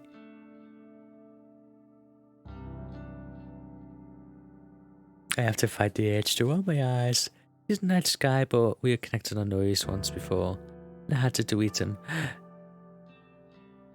This is Senpai. Why is he acting so shy? Because he wants to bang the lady. He's super obsessed with his father's detective work. And all we have posted about is his assumptions and theories on petty crime cases. Bitch, really? You're complaining about that, but you like knowing what people's cause of people's socks and shit. Did we not just read a passage of her getting excited about people doing the most mundane shit and she doesn't care about criminal cases? Yeah. Okay, if you say so, woman. If you say so. No me to find any one of my friends was fascinating. But here's the thing. Shinji never posts about his personal life. Or he writes so long-winded rants on boring cases. Oh no. I'm a fire! Oh, my razor, why are you doing that? With the razor. Why'd you put the razor on me? It's far beyond the amount of darkness even I can stand. I fish my phone out my handbag and pretend I'm looking at Noise. Oh, how about that? Looks like I don't have any incoming friend requests. You should be saying, take a nap, okay? We have a good nap with you. Appreciate you stopping by. Have a good sweep. Ways to improve all games. Yeah, always good ways, I guess. Maybe take my phone back into my bag. How peculiar. Well, I'll try and nudge again later. Take a hint, my boy. She doesn't want to bang you. Sure, no problem. Anyway, I better get to it. Work hard today, okay? What if I say no? What you gonna do, eh? You gonna do anything but pre-order me? Eh, my beautiful self? You got it. Shinji offers a formal bow and goes on his way. I'll take a step toward my desk. Malcolm voice whispers in my ear. Ugh. How long are you gonna lead on sweet little Shinya? Not the voice that fits you, but okay.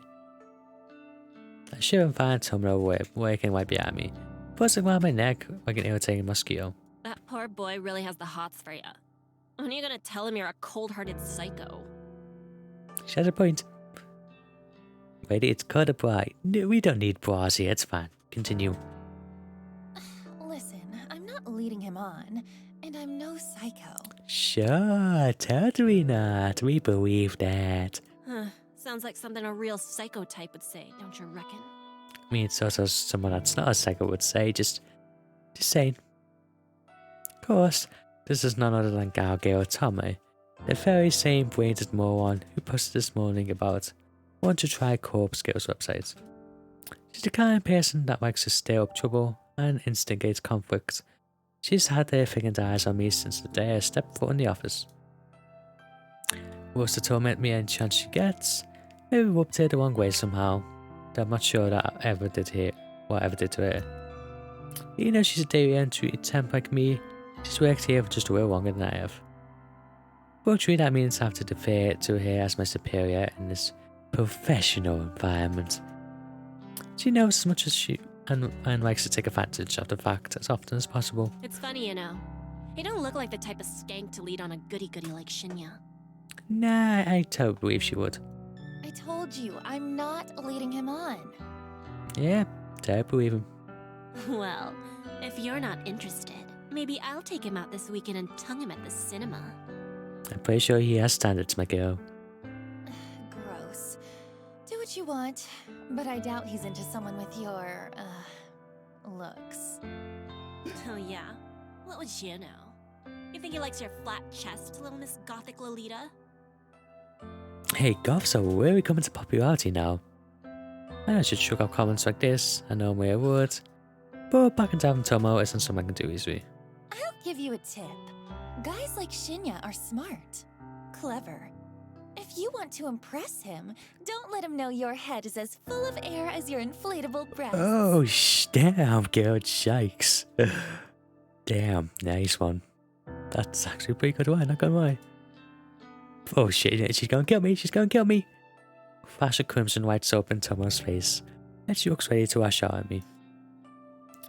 Group of co-workers, juniors like us, will go with us in concern. Tomo takes a step back from me, but not before signaling a rude gesture with her fingers. Oh, you wanna finger me, do ya? Oh, too bad, you're not gonna. We ain't done here, Noriko. Watch your back. I'm trembling. Tomo walks away and I breathe a sigh of relief. If it wasn't for having to deal with her, I wouldn't dread coming to work every day. Anyway, I wonder when she is planning to test out Corpse Girl's website. Will she try on me since she just fought? Not really sure if I should be excited or scared. Either way, it'd definitely be fun to find out what happens if she does try the website. Finally reach my desk, taking note of the time. I was supposed to start working 5 minutes ago, so I quickly log onto my computer and check today's task list. So standard stuff today, I need to transfer a few tables and numbers from the spreadsheet into our company's database. When I'm done, I have to run it by a few other people and then commit the changes to the server. The work is dull and repetitive, but my salary isn't bad.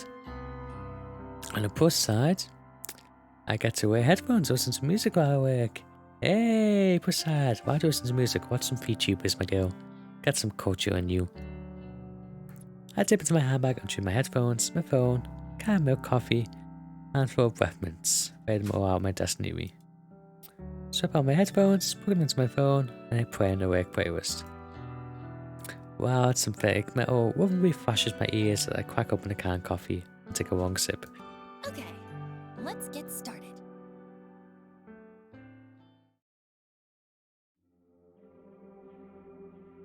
Turn home to my quiet, cramped apartment after work.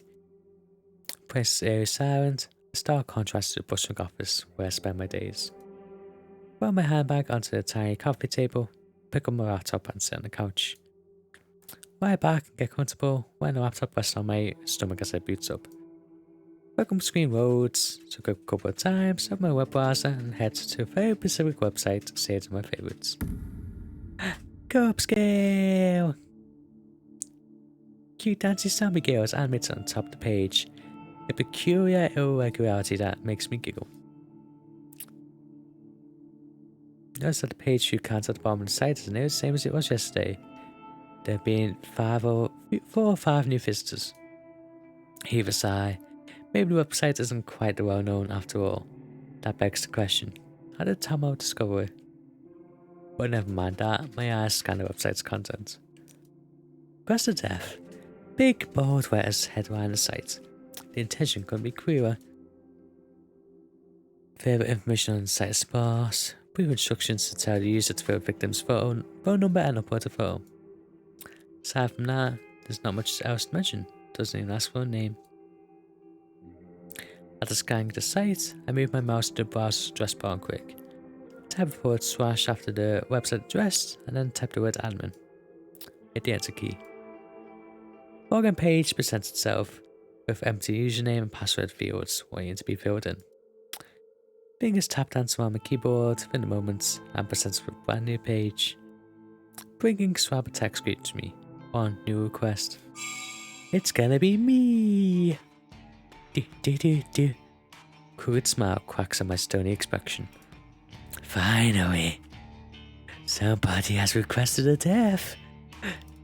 Somebody has asked me, Corpse Girl, to kill a victim. This is where things get exciting. I giggle. I feel my cheeks flush red. This is the first request I've had in for about a week. I've been walking in every evening, fingers crossed that somebody has erected a new victim for me. Today, my wishes come true. I can't help but feel emotional at a time like this. Now going for Death Note vibes. Not as the part of the game is there's a website where you gotta send a picture and a phone number of someone to the website, and they supposedly die.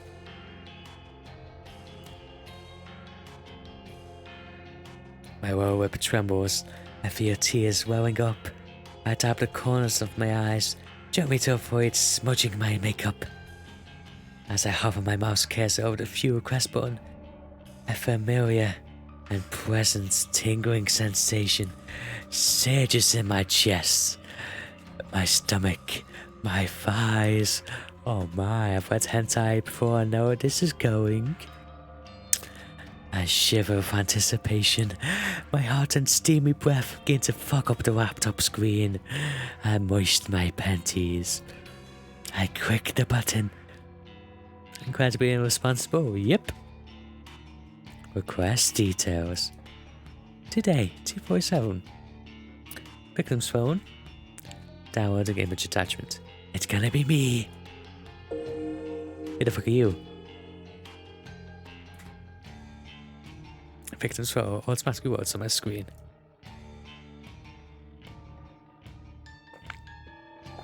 The person in front of me is a total stranger, but that's okay.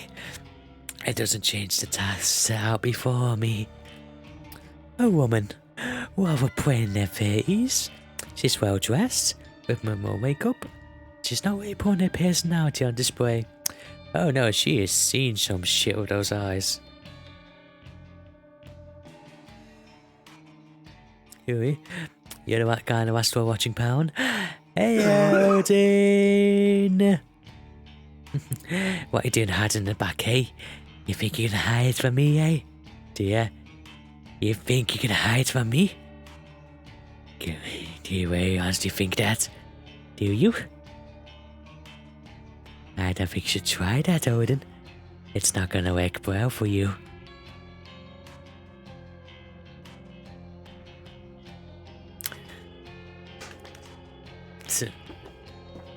In fact, the photo looks like a corporate ID picture. Wonder if it's downloaded from a company database or website.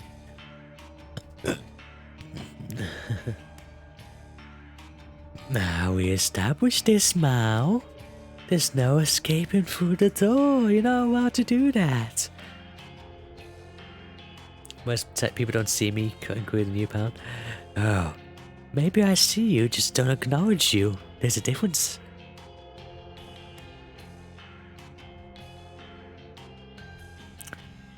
That's not a door, Mao. That is not a door, is it? That's a hole in the wall. It's not a door. Well, the source of the photo doesn't matter. The simple fact of the matter is that somebody has made a request for this person to die. Yes, I'm gonna kill a bitch tonight. I'm so excited, I can't wait. Ooh, let's get started. If I was to me to fulfill the request, and it's Corpse Girl, I take requests very, very seriously. Made a larger ignoration and say he didn't see me. There we throw on the wall. Hey, I now acknowledge my ignorance. I don't have ignorance, what are you on about? I see you, I just don't acknowledge you. There's a difference. I have the victim's photo, and I have their phone number. All I need now is a select way for her to meet her old time we demise. I've previously thought about including an extra field on my website, an option for the user to choose the way they want their victim to die. After all, it was to do the amount of strain on my creativity if the method was decided for me. But after careful consideration, I've decided against it. Some people are sick, twisted. The cause of death could be far beyond my means and impossible to achieve. Like a shark in the toilet. That's a weird one. I've seen some shit after doing that. But never again.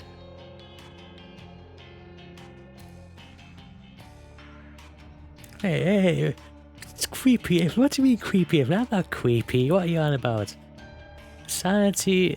Yeah, that's fair, I guess. That's fair. I never claimed to have sanity to begin with. I'll give you that one.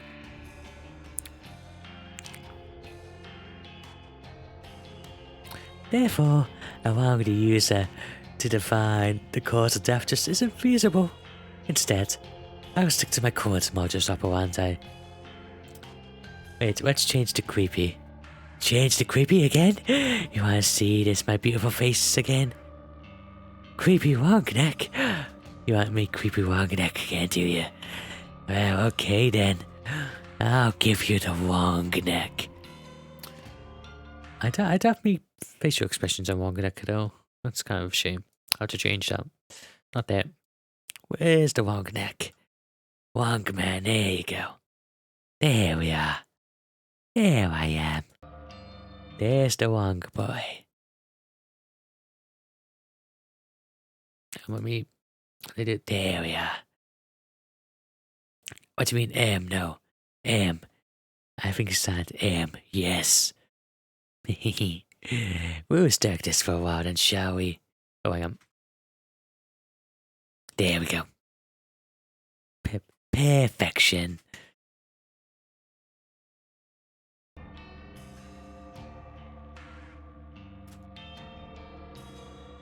I don't think I can do that. Mister can't be creepy now. I was never creepy, Mao. Let me be through this. I was never creepy. I don't think I could ever be creepy, do you? That's mean, Mao. I don't think that's possible. I had to mess around with my sentence to make it a bit more loose. I want to do that. I wouldn't. So, hang on. Let me try it. Let me see how good this is. I'm trying. It's over there. No, I cheat. I'll cheat. There. I'm trying. There you go. That better for you. There. I think that works now, hey? That good for you? There we go. Perfect. Everything depends on the quality of the victim's photo. If it's detailed, and the victim's features are easily distinguishable, they can be rather creative with the cause of death. Perhaps the victim's face suffers grotesque burns, or she has an iron stake thrust through her skull. However, if the victim's photo is low quality, and doesn't provide enough detail to identify the subject, after sorts of default cause of death. A terrible, unlucky fall from great height. Oh dear, so we got a shitty unquality photo, did we? Maybe she slips, or maybe someone stumbles into her and sends her tumbling over a whale.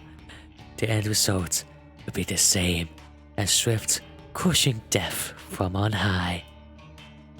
The victim ended up face down in the concrete, completely unrecognizable, save for her clothes and accessories. It's not my favourite cause of death, but in some cases it's necessary. Regardless, it's still a valid way to fulfill the request. For now, it's time to get started. I can barely contain my excitement. I scram against the couch, crossing and uncrossing my legs in a vain attempt to dissipate the heart racing through my body and keep the moisture in my panties. Taking a deep breath, I try to calm my nerves and get back to work. The victim will receive a photo of her own corpse, time-stamped with the date of her death. It's Corpse Girl's signature move. My calling card, if you will. Seeing an image of one's old, disfigured corpse is sure to strike fear into one's heart.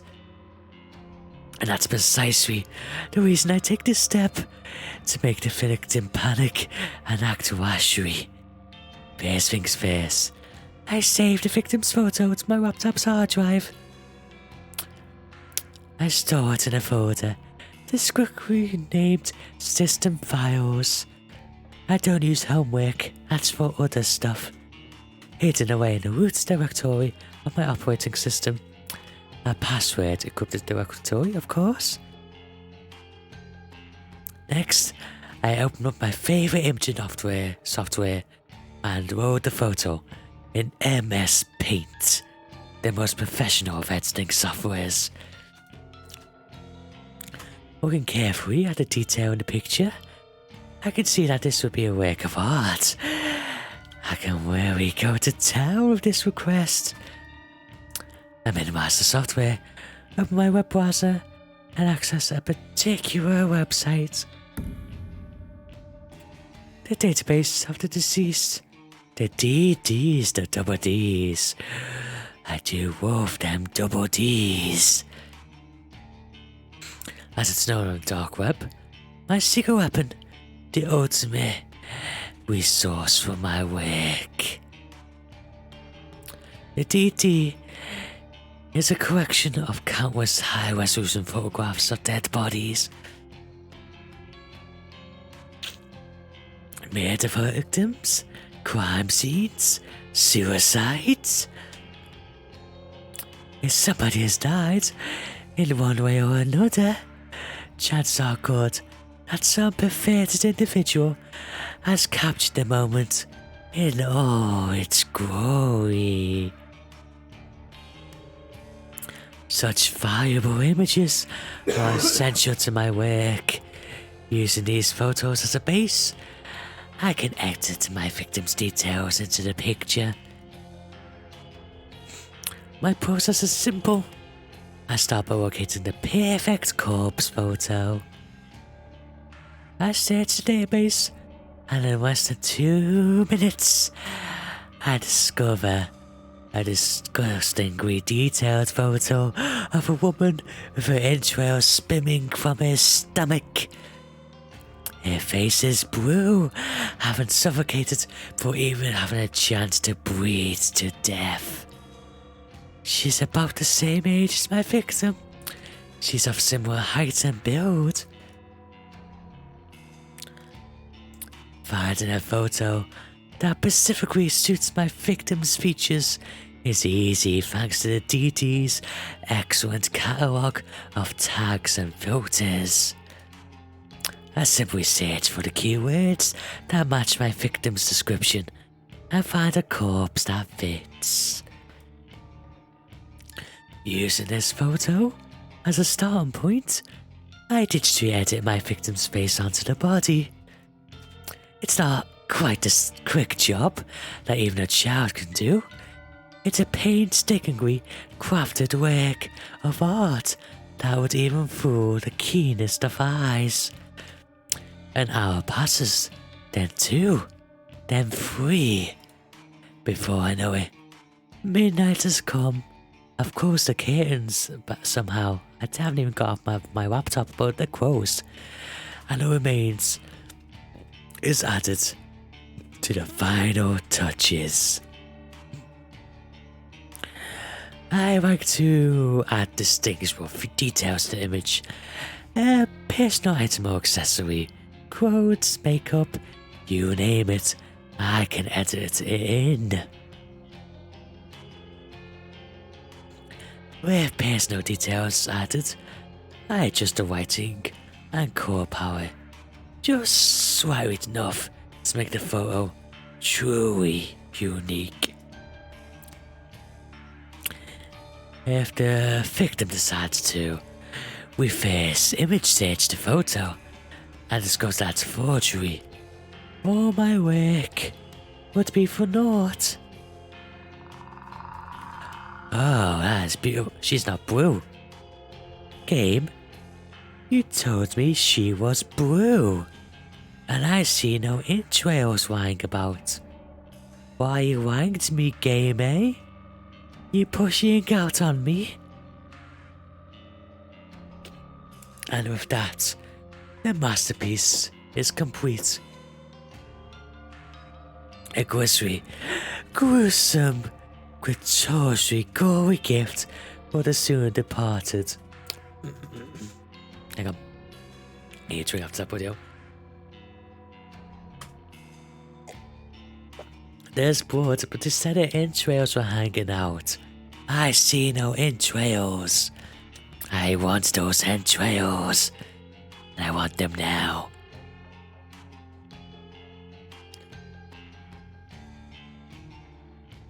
The victim will receive this photo of a corpse. That is, for all intents and purposes, a perfect replica of her own physical form. Entrails. Maybe. Oh, she'll be going on a hike, alright. A hike to hell. It's gonna be fun.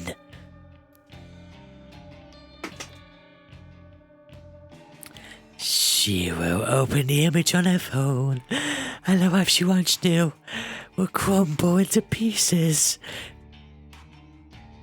Palm my lips care into a satisfied smirk during my hours of work.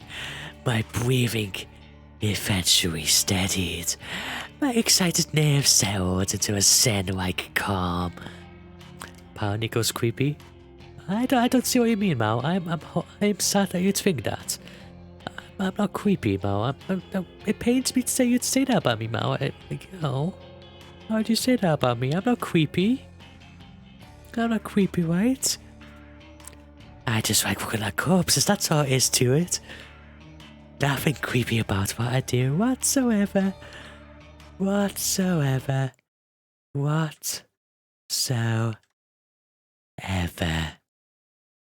Nah, you hear me? Nothing creepy at all. Okay, Mo? Nothing creepy? You agree, right? I'm not creepy at all. I'm just a civilized man who likes to be entertained in unique ways. That's all it is. Oh, don't back away. Come on, Mal. Don't be like that. Don't back away. Come on, give me a hug, eh? We're buddies after all. Buddies give each other hugs. Nice, loving hugs. Mwah.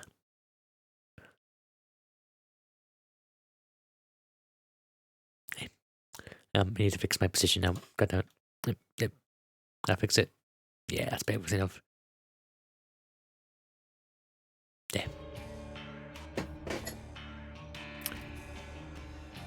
But seeing the first art piece now, I'm beginning to feel my heart pounding once more. The macabre vision before me is exhilarating. Adrenaline and dopamine surge throughout my body, giving me a sudden head rush of bliss. To say that I'm attracted to the sight of blood and guts would be misleading. No, I'm not into that at all. No way. The excitement stems from the thought of taking control of someone else's wife, dictating their future, controlling their fate.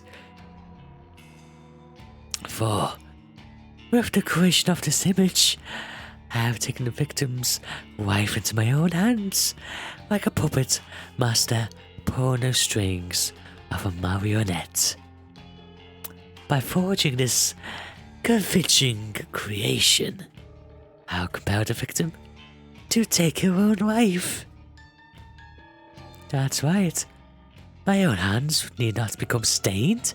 The hands of corpse girl have never been dirtied with the blood of a victim. This is the true nature of my work. Carefully crafted corpse photos in such a way to convince the victim that their fate is already sealed, that no matter what they do, they cannot escape the death that awaits them. And the date stamped on the photo is the icing on the cake, the ultimate driving force behind the victims choosing to end their own life. A date so near in the future, a time that's not yet occurred, a fibre of uncertainty carefully interwoven into the image that causes the victim to pause and consider the possibilities. Is this photo from the future? Is this truly my fate? How can I own a future that has been pre-decided? These are the thoughts that run through a victim's mind. Despair and dread floods the senses, overwhelming anxiety giving way to calm acceptance. This is my dead body.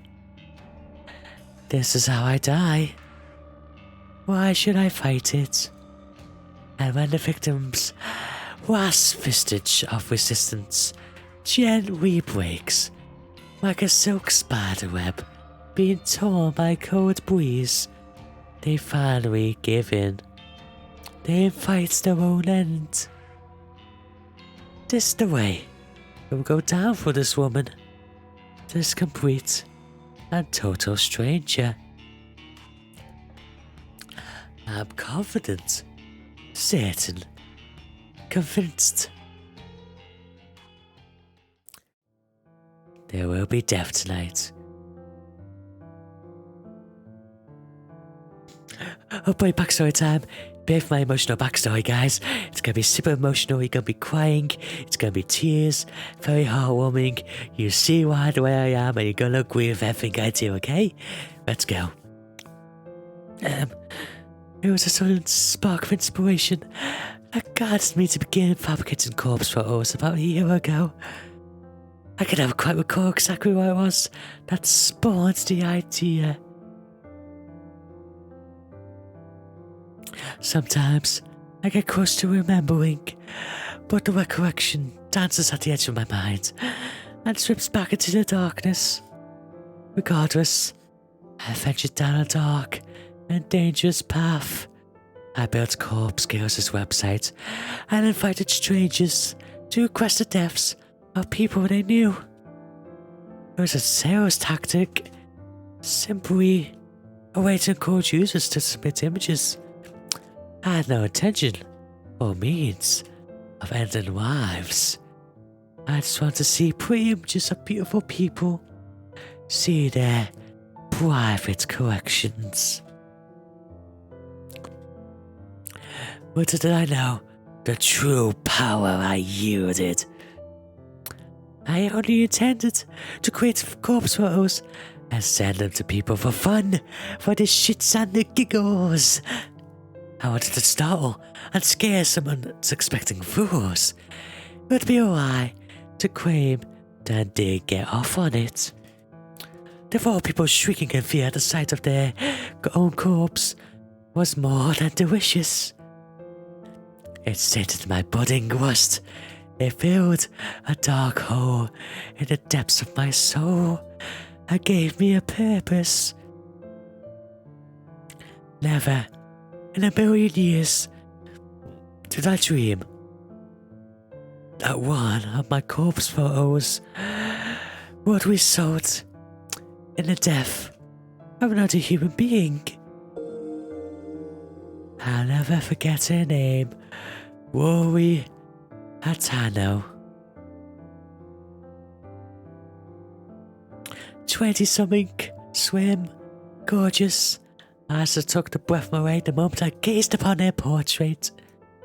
She's the first person to make me feel bad about crafting hoax photos. The only person to make me feel bad about it. But I did anyway. Corpse Girl never rejects the request. It's her My conviction. I forged a beautiful rendition of her death. Thanks to more rather macabre source photos obtained by the database of the deceased, I strung Rory's corpse up in a field like a ghoulish scarecrow. The photo was incredible. It was 5th or 6th week, the 5th or 6th time a user of Corpse Girl's website requested a death. Rory Hitano died just hours after receiving the photo. I don't know why. I don't know if she killed herself or if someone made it here. But I know one thing. Rose Hitano's body, her real body, was found in a field, hanging like a scarecrow, surrounded by crows. You did quite a shit job of being a scarecrow then, didn't you, you stupid bitch? God, Jesus, so fucking useless. Just a shitty ass job. Jeez. No, you think having a human to scare off crows would be more efficient, but nope. We're all strands of wood and straw better. This told you, humans are useless and terrible. Don't use them. Use machines and robots and inanimate objects. They do things a lot better. Her eyes have been gouged out of his skull, and her stiff fingers clutched her phone tightly. According to the news report, her phone displayed a familiar image. The very image I created of her corpse. When I first heard of Ryu's death, I was overcome with varying emotions. I felt sick, elated, disgusted, overjoyed, depressed, aroused, very aroused and horny. I needed to do something with myself. I just couldn't help myself. I made love to that photo. So beautiful. The ink still flows through my vaginal veins.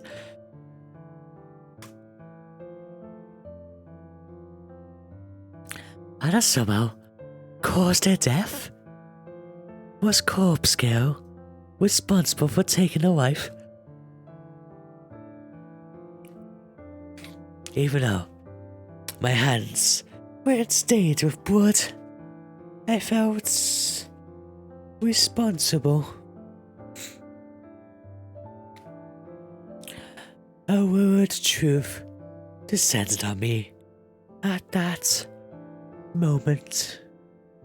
Corpse Girl held the power to end lives, and the moment I dwelled on that fact, the more obvious it became to me. I began to feel that power pushing through my veins, flowing in my blood as my heart pumped and pounded within my chest. I can't explain how the power works, and I don't know why I have it, but somehow the corpse photos I create can compel a victim to end their own life, or compel someone else to end it for them. Rory died in the way that I envisioned. Her dead body matched the fake corpse photo I painstakingly crafted.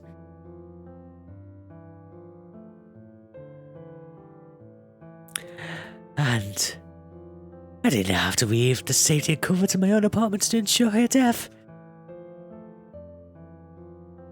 Corpse Girl's power is real, extraordinary, and I vowed to exercise that power as frequently as possible.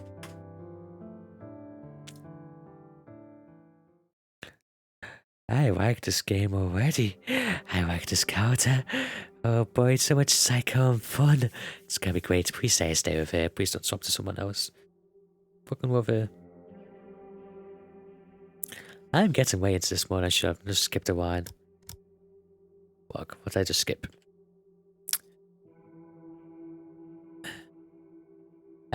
Rioa Hitao's died last year. Since then, I've been chasing that rush, that thrill that comes with snuffing out a soul. It wasn't hard to grow the popularity Corpse Girl's website after that incident.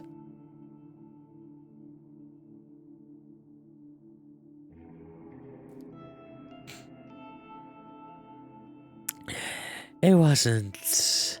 Oh wait, no, I just read that. Particularly dark corners of the internet gobbled up the news with enthusiasm, and the site saw an influx of new visitors. And on a few occasions, I've even overheard people in the real world whispering about the mysterious website that lets you request a death. I've crafted corpse photos for dozens of requests.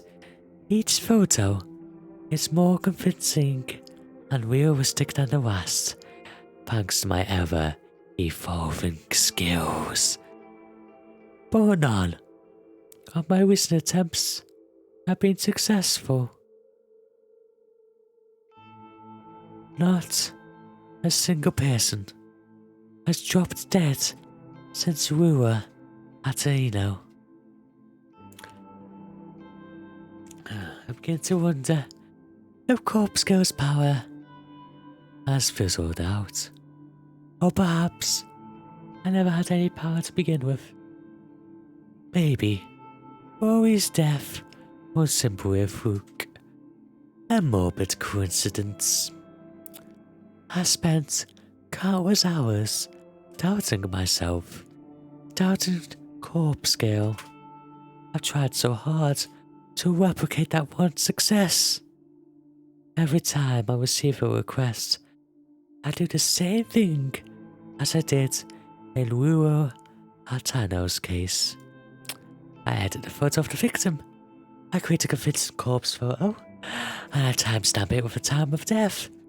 I send the photo to the victim, and then I leave the rest up to fate. But nothing ever comes of it. I'm not so delusional to think that, in normal circumstances, a simple photo would be enough to convince someone to kill themselves. And even if that photo fell into someone else's hands, it wouldn't inspire them to go out and kill the victim. Of course not. However, these are no ordinary circumstances. I once activated the power beyond the ken of mortal men. I caused Ryo Hatsu to die by her own hand, or by the hand of another. I need to find a way to manifest my power once more, to prove that I, Corpse Girl, have the power and destruction at my fingertips. Once a new victim perishes, I know it will pave the way to more and more deaths. My website will gain popularity and become more than just an urban myth. People will live their lives in fear, forever wondering if Corpse Girl is working behind the next text message they receive. Yes, I can see the future I crave so clearly in my mind. I'm close to achieving my goal. I know I am. And when my dream comes true, I can finally be at peace and wank all I want.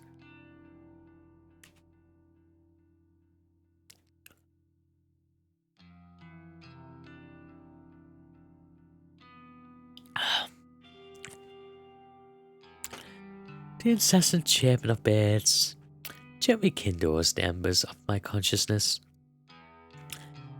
My heavy eyelids open to find my body contorted before me, legs spread across the couch in the most uncomfortable position I can imagine. I groan and twist my torso, let my spine pop and quack until it aches. The aches in my body drift away. I need to stop falling asleep on the couch. I'm still young, but I can't handle a night away from my comfortable bed. My eyes fall upon my laptop. Lying on the side of the floor, the screen is blank, the battery drained. I briefly panic, hoping against hope that I saved my work before falling asleep. I stumble to my feet and pick up the laptop, then charge towards the power outlet. I plug it in, boot it up, and revitalizing the mechanical beast and feeling a wave of relief as the whirring of eternal fans signify the breath of life. The screen flickers and bathes my eyes in harsh light. My eyes squint against my will and make out the image before me.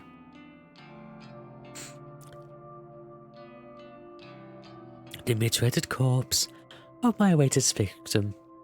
Perfection in picture form.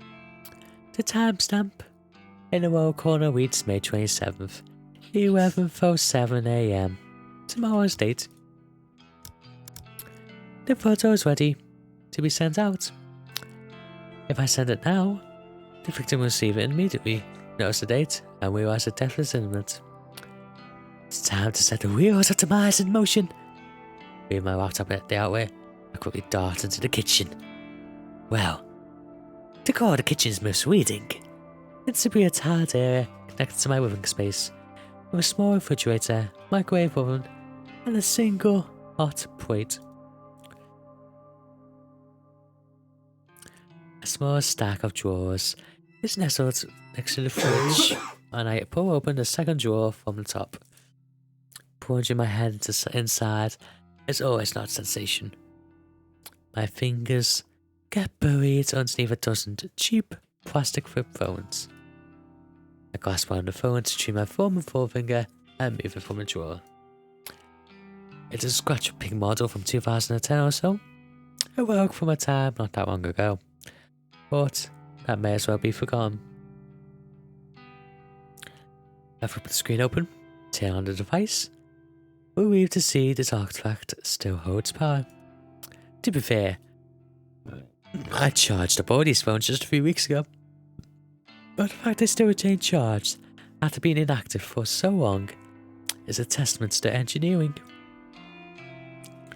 In any shady line of work, these kinds of phones are referred to as burners, cheap disposable devices that are discarded as soon as the purpose is fulfilled.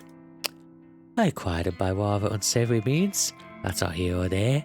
I steal them from my corpses. I use these phones to send out photos I make. By doing this, I fully use my personal phone and thus prevent anything from being traced back to me.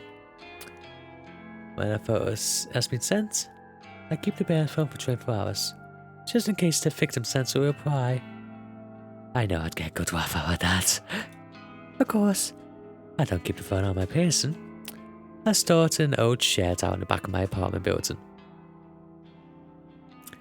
When 24 hours has passed, I remove the phone to sink arm, snap in half, and discard it with the combustible trash.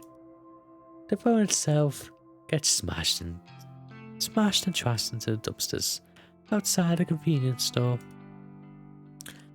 I also delete the photos of my hard drive and create my internet history. Honestly, nobody wants to see that shit. My kinky hentai kinks say no one will know that.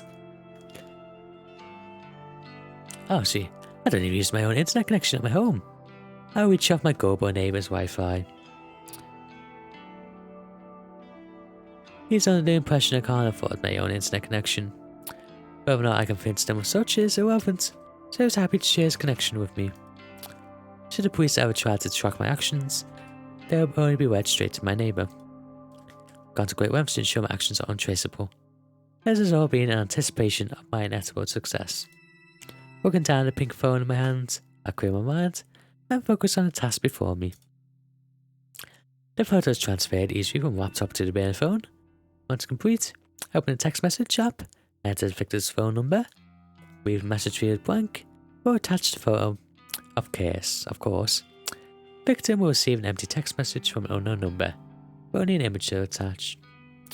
Well, maybe the reason it's never worked is because nobody's going to open the image from an unknown number, because that's one most basic form of phishing scams. So not many people are going to see it, not going to go insane. This message is just about ready to send, but there's one more foreshadow to add. I open a particular app I previously downloaded to every burner phone, typically called Number Mask. That's the most ingenious apps I've ever used.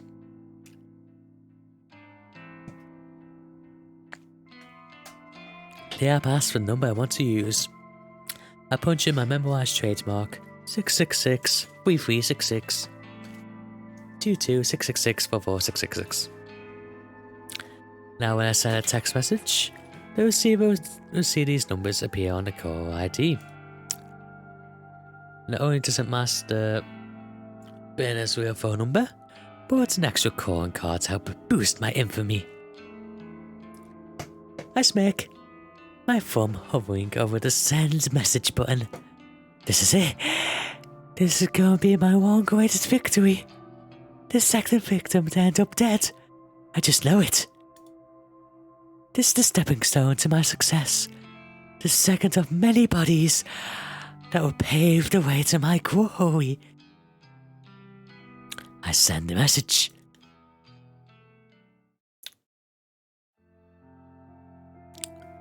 I'm really getting into this, aren't I, video? I'm glad I got to have like hand check because you see my hands waving about all the time.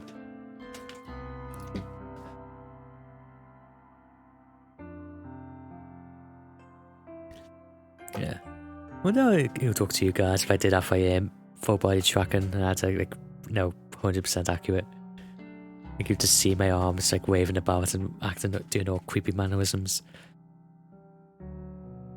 I'll have at work on time, just as usual. My handbag is heavy, with the weight of several cans of coffee, hopefully enough to help me power through the day after having had such a late night. The waves are pure! You cannot hurt me with that razor, Mel. It does nothing. I can't help but yawn Mardy as I wait for the elevator in the lobby. Just before the elevator doors open, my phone starts to ring.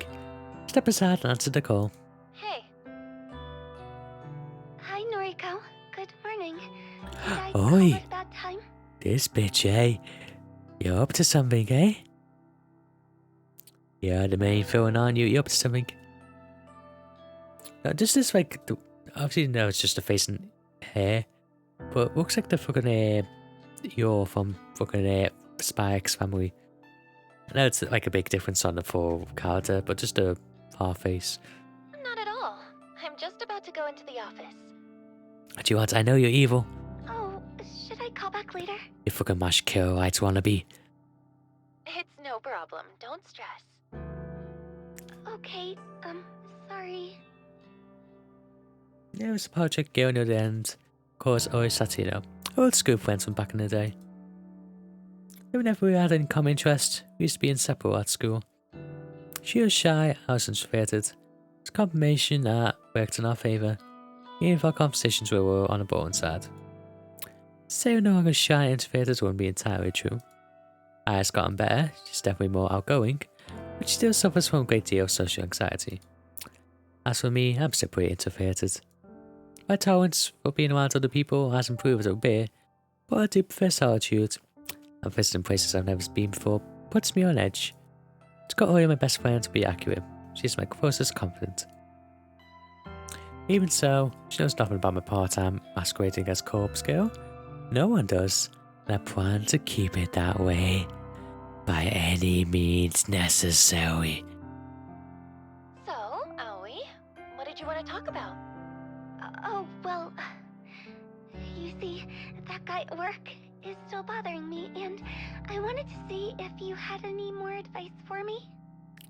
No, my mash girls are getting abused now. Ah, jeez. The older guy that always hits on you. So, you trying for a BDSM stream? Hey?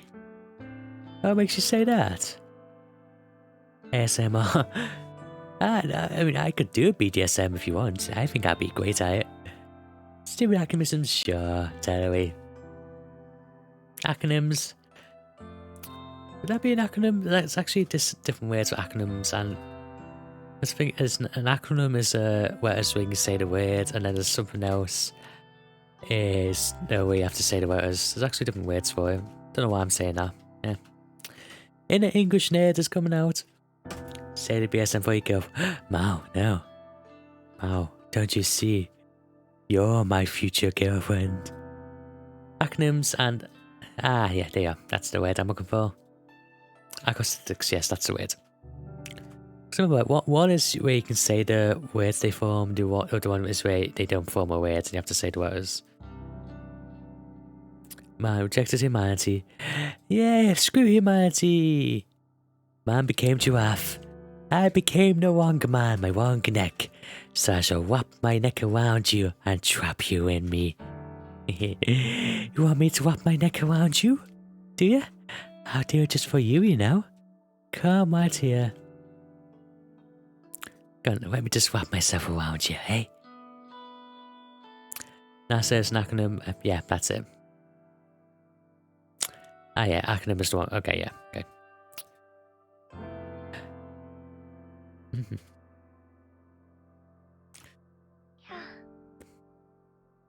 What a creep. You're 19, for God's sake. He must be, what, 50? What can I say? Young girls just look better. I think he's 52. You know his actual age? He told me once. He said age doesn't matter. We're meant to be. Don't let our age difference, tear you away from me. Well, whatever. If he's still bothering you, you have to take a stand. He's not your coworker, right? Just a regular customer? You also know, what's also a number? What's also a number? Money? That's right. 9, 1, fucking go. True! 9 fucking 1. I know it's Japan, so I don't think it's 911. It's 999 here, but yes, that is true. Well, actually, is it in Japan? Isn't it like... Don't they like really like don't care about this sort of thing? Oh my, it's my not thinking right.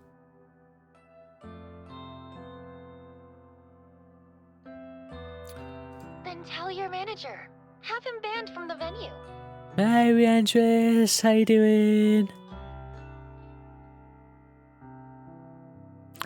Don't ask them call 911. They will find 811 button. Hey, I can call 911. I can do it. I can cause another plane crash. Oh God, that's terrible. Fucking hell. Finally, I'm doing pretty well actually. I'm having a lot of fun in the stream. And I'm getting way into this fucking visual novel. Like it's letting my inner psycho out. It's a lot of fun. I can't talk to the manager. I don't want to cause trouble for the company. Yeah, but when people panic, their logic circuit fries. Well, do people actually... Yeah, I suppose that can happen, to be fair, yeah. Do people actually say 911 when they say call the phone? I always heard people say 911. I've heard people say 911. No one referencing the phone number. Jeez, girl. Sometimes you need to stand on your own 2 feet. I know. Well, if talking to the manager is out of the question, then you need to be firm with the creep. Just take him out back and give him a good old shank. Why do you think they say 911? Because 911 is something completely different? I mean, 911 is a plane crash, which I can cause if you want again. But you know. And it's also saying 911 is quicker than saying 911 as well. Only 3 syllables instead of 5. Tell him you won't stand for being groped anymore. His behavior is simply unacceptable, and if he won't change, you won't serve him anymore. Yeah, just pull out a gun and shoot his dick off. He's scary, Noriko. I don't know if I can confront him like that.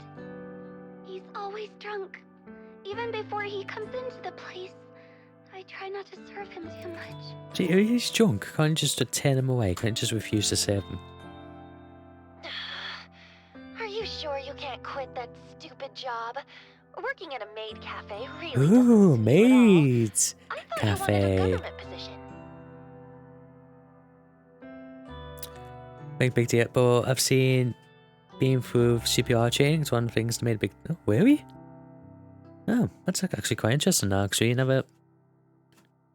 Oh, That's actually quite interesting. Actually, I never actually heard of that.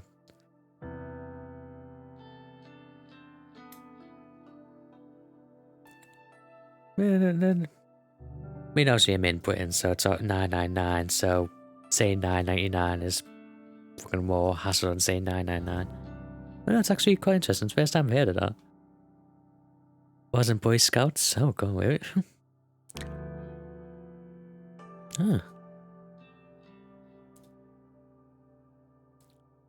I do. Right, then again, I wanna suppose work in a cozy office, Boy kind of Scouts like are you. always like drilled into You know I everything. don't have any qualifications. License to be lifeguards for a year. Oh, nice. Eagle Scout. Mighty Eagle, the American free bird. Oh yeah.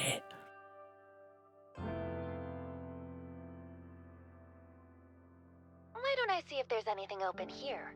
Maybe Shinya can help out. He got me this job, remember? Shinya. Maybe. He was always a nice guy, right? I'll give you that job if you go on a date with me. Woo. He's super nice. Stick in the mud, but a nice one. Call me Eagle 15. I don't know, Boy Scouts. I don't know what the ranks are.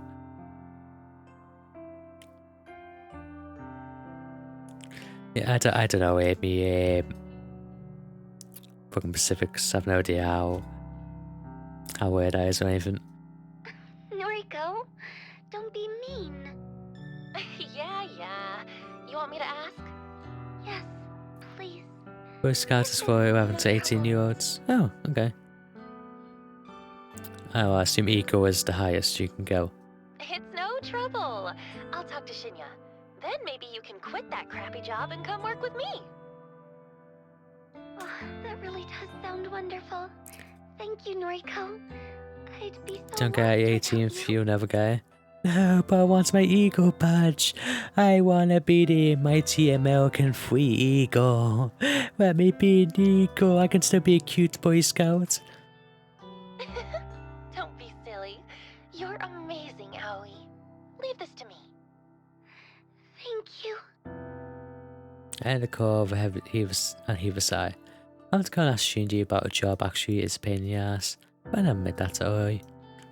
What happened to poor girl? Where to? I'd do nearly anything for her.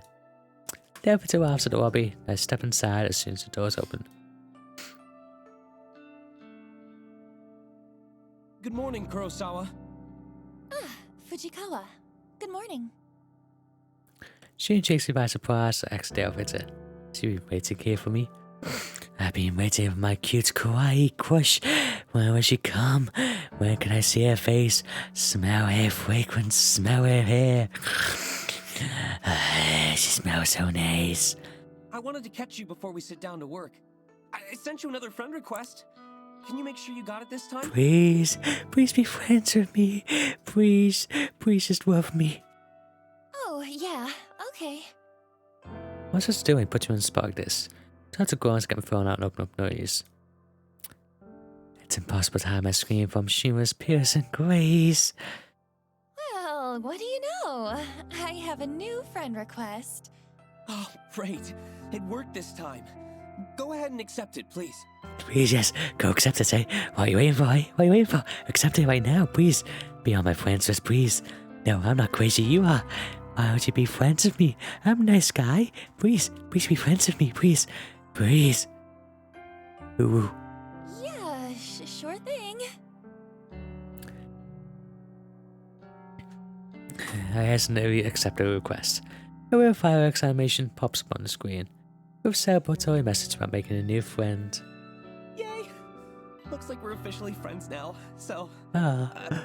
can I call you Noriko from now on? Oh my, he's pushing it, he's pushing the boundaries. He's trying to smooth way into me. Oh yes. Come to me, my boy. Never cared much for formalities. Tried to adhere to them in the workplace. Honestly, I don't care if people refer to me by my first or last name, regardless of whether they're friends or not. That's fine. You can call me Noriko. Shooting his eyes right up. They seem to make the boy happy, and also his little boy happy, if you know what I mean, eh? Wink wink. Thank you. Oh, you can call me Shinya, of course. Shinya. Hey, we've known each other since junior high, right? Shouldn't we have been on a first-name basis anyway?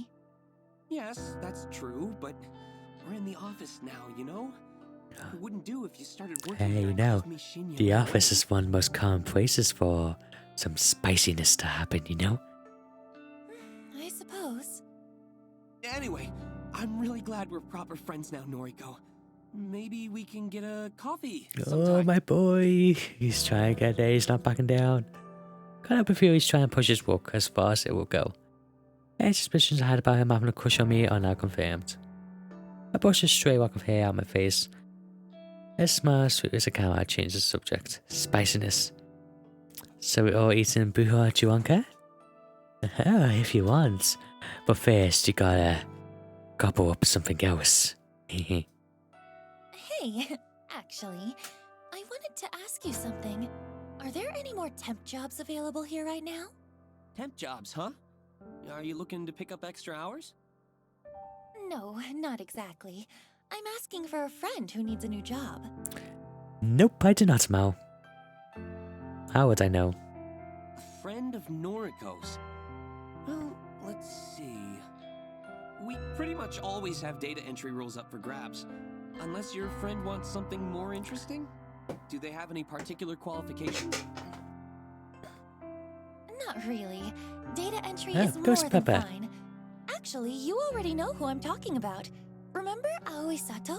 No, I've heard of Ghost Pepper. I know that. Aoi Sato. Yes, I think I do remember her. That really shy girl from our school days, correct? That's her, yeah. Wow. I never knew you were still in touch with school friends, Noriko.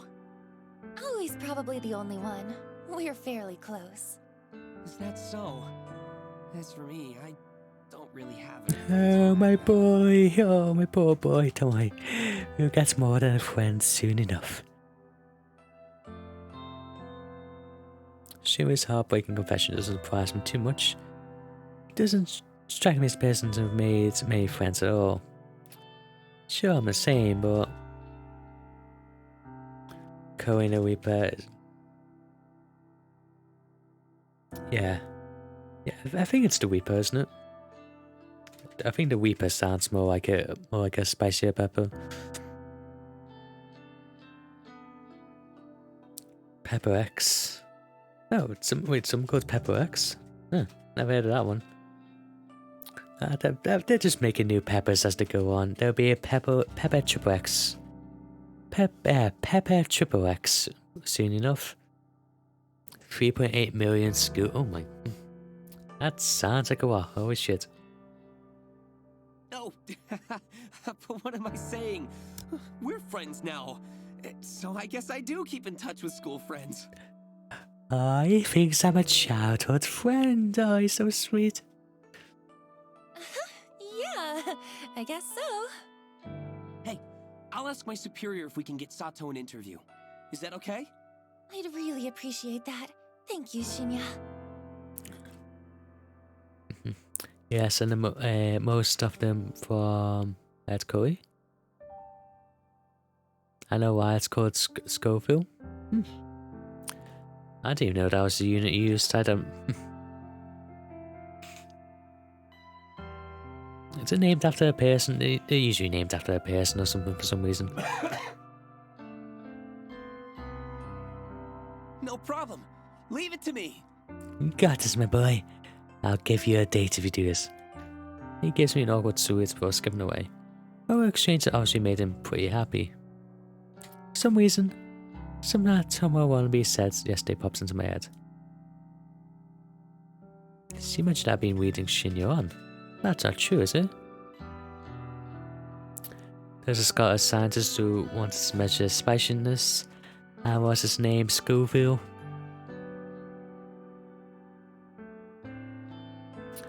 One Scoville creates 1 square of water to get rid of the heat from the pepper.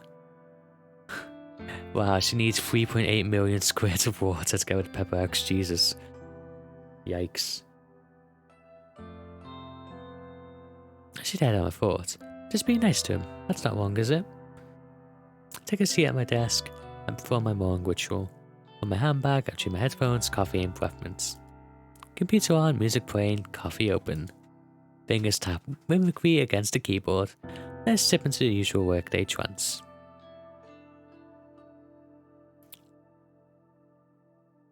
So, I see that you're connected with Shinya on noise now, huh? Oh god, you go away, ho. I don't care about you. I walk to the train station and is interrupted by a familiar, grating voice. Sounds like both of you are getting on pretty well. How did you... Of course.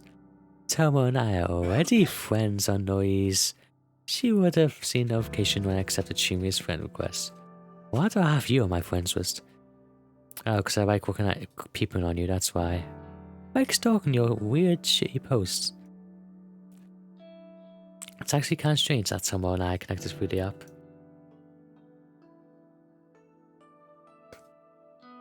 We had each other on my first day of work, throw away into how much of an intolerable excuse for a human being she is. We simply never tweeted each other, even after all these months. Her posts are entertaining anyway, and since I rarely ever post anything myself, she probably forgot we were connected at all till today. Now look, don't get me wrong, you hear? I ain't actually interested in Shinya. Nah, I'm real happy for you both, like. Ah, that's so cute of you. I'm waiting for the shitty remark anytime now. But what I can't stand is a skank like yourself getting some while I'm over here all dry like a desert. You want the D, eh? Just go to the nightclub and show your titties around. We got some adventure. What the hell are you talking about? It pisses me off that guys just sluts like you, and you barely have to put in any work. I'm not gonna make a comment. I'm not gonna comment about your dress or anything. Meanwhile, nice girls like me gotta put in so much effort to even get noticed. You think all of this is just natural? I put so much effort into how I look, you know? And guys like Shinya don't even bat an eyebrow at me. Cause you try too hard if that's true. You mean bat an eyelid, right? Whatever, it don't matter. I'm sick of skanks like you getting everything for nothing. Jump in the water then, I don't care. Look, let me be honest with you. I'm not interested in Shinya, and I'm not trying to be with him. I don't chase guys, and it's pretty rare that they chase me. You've got me all wrong. Like I'd believe you. Do you spend your time chasing chicks then? Boobies are more beautiful than balls. That's not your business. But you don't have to worry about me pursuing Shinya. Tell you what, any guy at the office is all yours, okay? I'm not interested. Oh, is that how it's gonna be, slut? I'm trying to be nice to you and just call me names. Jeez, some people, eh? You think no one is good enough for you, but they're good enough for me? Well, you are trash, so yeah. You're just like all the other girls. You think I'm worth being pitied? You think I need it? You clearly need something. Try getting some more quotes. Well, I don't want your pity. You're nothing but a fake skank. Tail pushes forward. A bug forced me off the sidewalk into the thicket of trees bordering the path. Oh, jeez, okay. Oh shit, the music. We're about to throw it down and kill each other, let's go. Let's go, boss fight time. The big swap across my face comes out of nowhere. I'm blinded by white stars and my entire face feels like it's on fire. The strike is hard, sharp, vicious. It happens so suddenly that I have difficulty processing it. I stumble but my legs don't quite give out. My mind races, trying to put together what just happened. Someone hit me. Why? Why'd she hit me? Looks like she's tackling me to the floor. This strange so disconnected in my mind. My body doesn't feel like it's my own. Like this isn't actually happening to me, but rather I'm watching it happen to someone else. Time to slow down and speed up. All at once, the swapper plays twice in my mind, but someone's hand even reaches my face. Catch a glimpse of a fierce expression, red and strained and overcome with anger. I hate you. I hate everyone like you. Don't pity me. Gail, you have some issues. Second strike connects with my chin and I flinch. My entire body paralyzed with pain. She hit me again. Stop! I hate you. I hate you! How do we again? I'm going back to my primary school years. 10 minutes lost it. It's absolutely furious. I can't figure out what I did wrong. A pair of attackers cared into a fist aimed straight for my stomach. Through sheer luck or complete accident, I tumbled backwards, narrowing avoiding the punch and instead landing on my rear. Pain is rough and hard, but I'm sure it feels a lot better than taking a fist into the gut. Tara screams and rushes at me, I scramble to my feet and grab her by the wrist. She flares wildly, her eyes looking like they'll pop out of her skull at any given second. Her breathing is harsh and ragged, and tears of rage have caused the flood of cotton makeup to run down her face. Calm down! Calm down! She struggles against me, slowly giving in as my tight grip prevents her from attacking me further. She begins to softly. I hate you! I hate everything about you! Okay, good for you. Let me just smash your head against the wall now, pretty please. Please, I want to smash it just against the wing. Just once. Just let me smash it just once. Come on. Just once. With a great pull, Sarah frees herself from my grip. She steps away, cursing and then runs past me. I bring in disbelief as she brings into a sprint and in the direction of the train station. I raise hands to my tender face and touch it gently. This stinging sensation is completely new to me. Never thought if I'd been attacked like that. What the hell was all that about? I can't believe she hit me. I can. She is gank. Well, we're gonna get our own death request now, aren't we? The pack of frozen vegetables pressed against my face seals my swollen jaw, but does very little to calm my nerves. I'm still on edge after what happened today. Tama actually physically attacked me, or because I said something, I'm not sure what, that provoked her anger. Maybe that girl is more complicated than I gave her credit for. Seems like she has her own inner demons, just like the rest of us. I replayed the event in my head 100 times since we're playing Tango. About confronting Tomo about it, don't think I'll ever figure out what it incites their aggression. But I don't plan on talking to her about it anytime soon. Wouldn't say I'm scared of her, but I don't exactly want to encourage her to repeat the performance. The rest of the bag of frozen vegetables on the small coffee table next to me. I think I've done all I can to reduce the painful swelling for now. Sighing and leaning back, I let the soft padding of the couch consume my body as I sink deeper. My eyes glaze over as one of the phone to my face. My fingers lazily tap and scroll as I look through carefully curated upward silly newsfeed. A list of deaths that have been reported throughout the day. Using a set of handy filters, and I'll feed down to good only women's deaths. Age range of 30 to 50. Location to cover all of Japan. Immediately exclude any results that mention natural causes. For specific cases, suicides, or as in more often reported accidents. Of course, I'm not looking to find whether or not my last victim has offed herself yet. Should the search string contain no results, then it's pretty easy to look up recent murders. They're few and far between. Between suicides, accidents and murders, I covered all the potential ways my victim could die. 9 out of 10 of the search results include a photograph of the deceased. Not a photograph of the corpse, mind you. This isn't the database of the deceased I'm looking through. However, it's usually a nice, flattering picture of the recently departed, submitted by their kin to go along with their obituary. I used the photos submitted with obituaries to compare and match with the images of my victims. This is the only reliable way I have to discover whether or not my victims have perished. If I knew a victim's name, I could easily look up the Cohen's fate, but the website doesn't ask for that information. full respect for victims' privacy. There's not a lot more to be called to it than that. That's a topic to draw on another day. So I'd say it turns up no solid reads. I'm disappointed, but this result isn't entirely unexpected. After all, I set the date of my latest victim's photograph to tomorrow. Still time for it to freak out and end it all. I decided to go to sleep early tonight. I am feeling hungry enough to eat the cheap convenience store meal that's been sitting in the fridge since yesterday. Though, if I go to sleep now, I feel like tomorrow will arrive sooner. Tomorrow. I have to see tomorrow at work. No way I can avoid it since the desk is so close to mine. The idea doesn't sit well with me. On the other hand, my victim might conquer herself, which would definitely make me feel better.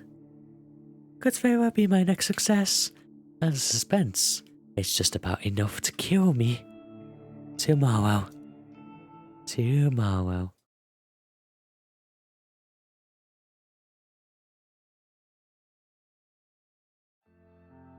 Still only on chapter 1, eh?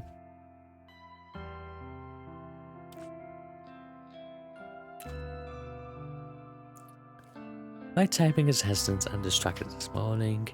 My fingers falter, misstep, and tap backspace repeatedly.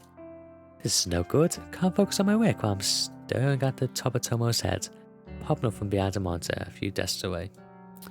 In my work, playlist doesn't inspire me to pulverize the keyboard today. Normally a blast of pure volume and a shot of caffeine is enough to carry me to the greatest heights of productivity. Press a finger to my pursed lips, trying hard to regain my focus. I absent-mindedly noticed that I missed the edge of my top lip when applying lipstick this morning. Damn, where I saw today. Reached the mindset to apply some extra brush to cover up the faint bruising on my face. I have to overdone a little, but it's better than looking like I just stepped out of a boxing ring. Good morning, Noriko. Boy, have I got some neat news for you. My dick is ready and hard for you. So absorbed my own thoughts that Barry registered Shinra standing in front of my desk. Noriko? Excuse me? Noriko? Are you in there? Nope. Go away. Huh? Yeah, I succeed and Shinra goofy smile. Quickly remove my headphones. Fujikawa, Shinya, sorry. Hi. Are you okay? Yeah, I'm fine. Tired is all. Oh, I hear you. I was up late last night. I was fantasizing about you, you know. Boy, I must have been up past 10. Just could not put down this new crime thriller I've been reading. Past 10, oh wow, past 10, wow. It's really wait for you, 10 o'clock, eh? Oh, yeah, right. I was up late reading too. Your horror novels, right? Don't they leave you feeling a little scared before you go to sleep? No, not really. It's all fiction, so it's pretty easy to distinguish from reality. Is that so? Wow, that's not like my book at all. The crimes in this story are all based on real cases. My jaw hits the floor every time I turn the page. Yeah. Anyway, let me tell you this. Your friend Sato can take a data entry opening starting from Monday. She doesn't even need to interview. That's how much the boss trusts me. Oh boy, am I gonna fuck it up for you then, aren't I? I'm generally impressed with Shuma's ability to score our job. Say about the guy, but the big wigs obviously have faith in him. Wow, Shinya! I don't know what to say. Thank you. Thank you so much. Why is my thing rotating? Why is my mouse doing something? Don't thank me yet. Sato is going to be worked to the bone. I hope she's prepared for it. Trust me, anything will be better than her current job. Really, thank you, Shinya. You came through for us here. Well, I'm just happy to help. Hey, Noriko, can I ask you something? Will you point me what you fuck you against this chair? Sure. Shoot. Shoot? Oh, right. An expression. You can shoot your words as well if you want. Sorry, I just remembered this case in the novel I'm reading, where a police officer shoots at a perp only to... Hey, you, wanted Yeah, to okay. ask me something? Talk about me, not about your crime novels. Right. Are you friends with... Watanabe? Wink a couple of times. Tomoe? You're on a first-name basis with her. Then you must be great friends. Oh, don't tell me you want to bang here now instead. I mean, I wouldn't say... Listen, would you mind putting in a good word for me with her? Oh no, you're using me to get to her. No, you bitch. How could you do this to me? I'm kind of interested in taking her out sometime. But I could never ask her myself. And stunned, gobsmacked, speechless. Shimmer likes Tomei, but he likes me. Maybe he just likes everyone who looks at him, you know? Just a lonely boy who would bang whoever. What if the crews have been in front of me this whole time? What else haven't I been seeing? Noriko? What do you say? Shinya, look. Honestly, I'm not really friends with Tomoe. I don't think I can help you. Oh, I see. That's a shame. I thought maybe you were close. Darn. I guess there's not much to be done, is there? Even after I helped you and Sato out and all. Hey, don't be like that, eh? Don't be like that, okay? Jeez. He says you try and guilt me. I turned to him, don't think he had it in him. Well, I suppose you can just tell Sato to start work on Monday morning. Oh no, oh, you bastard, you fucking bastard. Guess I'll see you around the office then. She weaves and I burn my face in my hands. Has this world gone mad all of a sudden? She likes Tomo, not me. So I'm disappointed. I don't have feelings for the guy, but for him to be interested in someone fapper to a kid just blows my mind. That insults a little injury. Tomo assaulted me yesterday. She has a vicious, violent side that Shimei doesn't know about. Could be in weird danger if he pursues her. Quite unable to process what I should do. Shimei scored a job early. I'm sure you're thankful. Do you feel like I owe him one? Should I ask to arrive for him or warn him about it? I need to clear my head. Decided to step away from my desk and visit the restroom.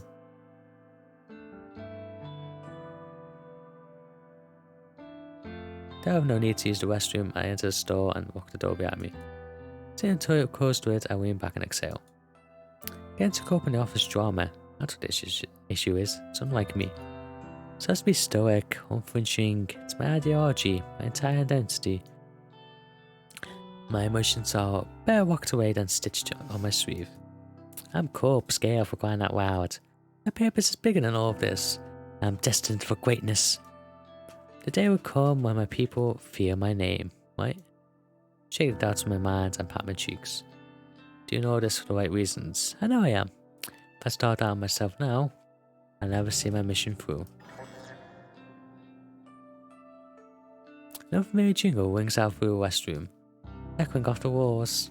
Sounds like a phone alert, but where does it come from? It takes a few seconds to realise I have my own phone in my hands, vibrating incessantly. Must have grabbed it subconsciously from my desk when I stood up. Screens went up and a message reads, "What new article matches your custom filter? Dead body, wow." Wait, huh? What the newsfeed I saw last night? Actually located something? I hurried unlock my screen and open up a certain app. Same app I used I was trawling through last night looking for obituaries. A little red mail icon sits at the top of the screen, bringing a frantically shut for my attention. Hit the icon with information presented to me. Today I'm trying to we're gonna see the dead body that we created. Miss accidents, numero data range. Image data, yes. Wednesday, 27th. Miss Akane Tsukumaki, 36 of Shibuya Prefecture, was pronounced dead this morning at a personal residence, 8:38 AM.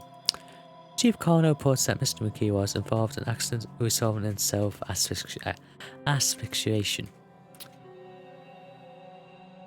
Miss Sumaki is survived by her husband, Mr. Goro, and a daughter, Miss Few.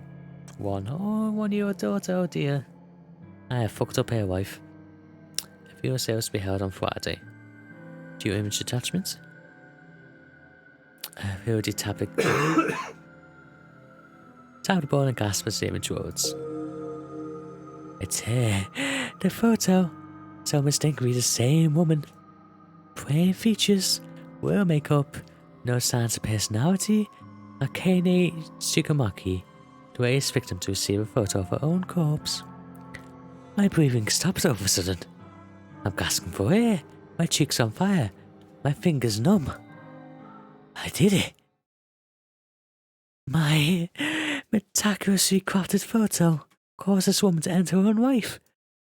An accident resulting in self-asphyxiation. I think she died by suicide.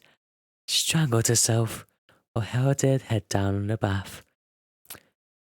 News reports now report evidence of suicide. Such a taboo topic in this culture. Everything is always an accident. Jeez, never me too great in this culture, otherwise they're gonna have some weird debates.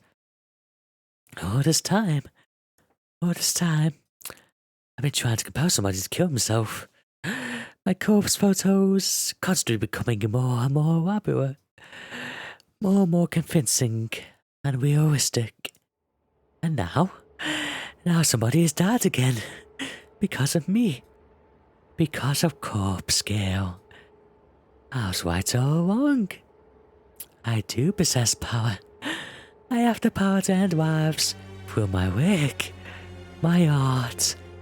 I've known it all this time, and I've finally proven it. Ruro Hatuno's death planted the seeds of belief in my mind. The belief that Corpse Scale is more than a mortal being. And now, Akane Tsurumaki's demise has caused those seeds to bloom and blossom into pure certainty. Corpse Scale truly can end lives. It's a wonderful revelation, and it relieves my turbulent mind. However, I can't get my fingers to scroll back up and reread the obituary. My hands aren't functioning. My legs dangle lifelessly from the toilet seat. My coffee from this morning is working its way back up my throat. I feel the sting of tears in my eyes, sweat trickling on my forehead, dripping down my uncharacteristically thick makeup. All of a sudden, I can't breathe. My lungs refuse to take in any more oxygen. I panic and fall forward. The oxygen swung my hands to the store door to prevent my head from colliding with the floor. My nails grip against the doors, and now point, peeling chunks of green from the surface as I slide down, and down until my head rests comfortably on the damp tiles. Damn, that's a good fuck look for you, darling. We're pretty look. Someone comes in now, they're gonna see you like onto the store. My eyes roll back. My tongue rolls to the side of my mouth. Dangerously custard tired for, but completely out of sight of my mind. I taste foundation and brush. A little bit of sweat, then nothing at all as the still air envelops my taste buds. My photo killed that woman. That woman killed herself because of my photo. My photo killed that woman. That woman killed herself because of my photo. My woman killed that photo of herself because of that photo of the woman who killed herself in that photo. My eyes begin to regain their focus, and my stomach turns, heaves and shakes, and warm coffee spills my lips. I try to smile, but only manage to gurgle. The gritty paint underneath my fingernails has a rough texture that I don't like very much. I feel queasy and ecstatic at the same time. It's a horribly wonderful feeling that I can do without. So much for stoic, unflinching Noriko. Remember stoic, unflinching Noriko? This is here now. Writhing on the bathroom floor. Her lungs working once more, and her breath ragged and gasping, sucking in air like a mosquito sucks on blood. This is Noriko. Noriko of her grandiose fantasies of death, and killing people without having to kill them at all. Rather to leave her apartment because the outside world is scary, and there are people out there probably trying to kill her. This is Noriko. Me. The real me. Acting tough and fearless when I'm crying on the inside. Always sad. Always miserable, always lying on the bathroom floor, my fists clenched, and the phone resting in a puddle on my wife slowly spiraling out of control. This is me. I did this. I killed that woman. She had a husband and a daughter. And some random person requested that I kill her. So I did. She probably didn't do anything wrong. She looks boring. She must have just whooped somebody the wrong way. Maybe she didn't even know what she did. Just like I whooped Tomo the wrong way, and I didn't know what I did. But Tomo slapped me twice, hard, and I hurt. I must have hurt that woman too when she strangled herself and killed herself. I killed her. I directly killed her with indirect actions. She's dead now. And I'm alive. I'm still here. Lying on this bathroom floor on the 14th story of Shinjuku's two-room office building. I have paint underneath my fingernails, and I'm always going to start working here on Monday. That shiny stuff on there is sweat, right? Yeah, sweat. It's not. She hasn't been fingering herself, don't you worry. She may start soon now, but at the moment, no. But I did it. I killed her. Finally. After countless months of pretense, of false starts, of failures and disappointments, I killed somebody again. Corpse Girl strikes for the second time. And above all else, above the scribe, I muck on the floor. And ting with finger going deep my fingertails and between my panties. Before that, this feels good. This feels so good. Blood has returned to my legs. Their painted needles have faded. My toes quiver beneath my stockings and shoes. An electrical charge pulses down my thighs. I dissipate with my feet. I managed to plant 2 hands firmly on the tiles. I push myself onto my wobbly knees. I suck in air and breathe all of it back. Almost at once, I feel dizzy. A bizarre warmth is welling up inside my stomach and chest. I managed to steady myself enough to sit back atop the toilet seat, with my feet planted firmly on the background. On the ground, not the background, what the hell am I on about? My hands resting on my lap. I try to regain my sense of self.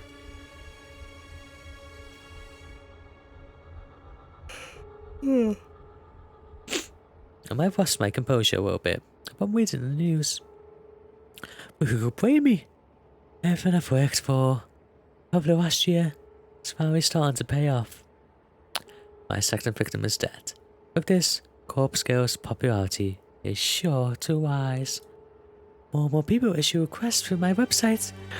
More and more people receive corpse photos. And more people will. She killed herself. She killed herself. Oh, I wish I could see the real body. If only I could see a mangled corpse, drenched in sweat and finally at peace. I noticed my phone is wedged between my wet fingers. I must have subconsciously scooped it off from the pool of muck on the floor. I tried to ignore the sticky texture clinging to the screen. My fingers no longer numb. I scroll up and read the obituary article. Misaka Ine, 36, was pronounced dead this morning. Dead. Pronounced dead. My breathing staggers once again. My jaw gently lowers. Involved in an accident. Hot steam crowds my face, resulting in self-asphyxiation. I salivate unconsciously. A trickle of moisture creeping down my chin and dropping on my lap. My cheeks are flushed, my vision slightly blurred. Like she killed herself. Because of me. She killed. I will gasp as my hips rise against my will. My toes curl, my legs stiffen, my skin tingles. I lean back against the cistern, cold porcelain penetrating the thin fabric of my clothes and chilling my burning hot skin.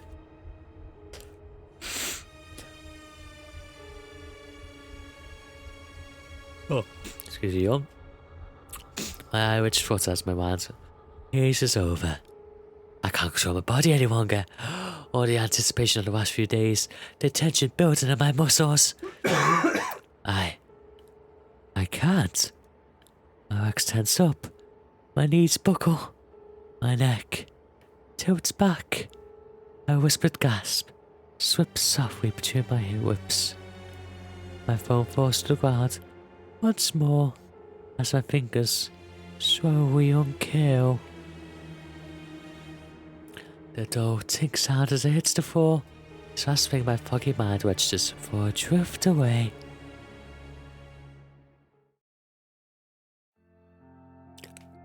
You look like horse shit.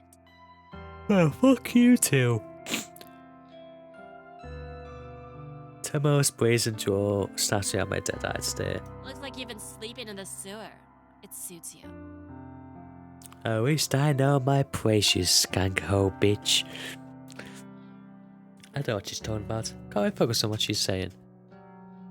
I realise I've been staring at a computer screen for about 20 minutes, really blinking.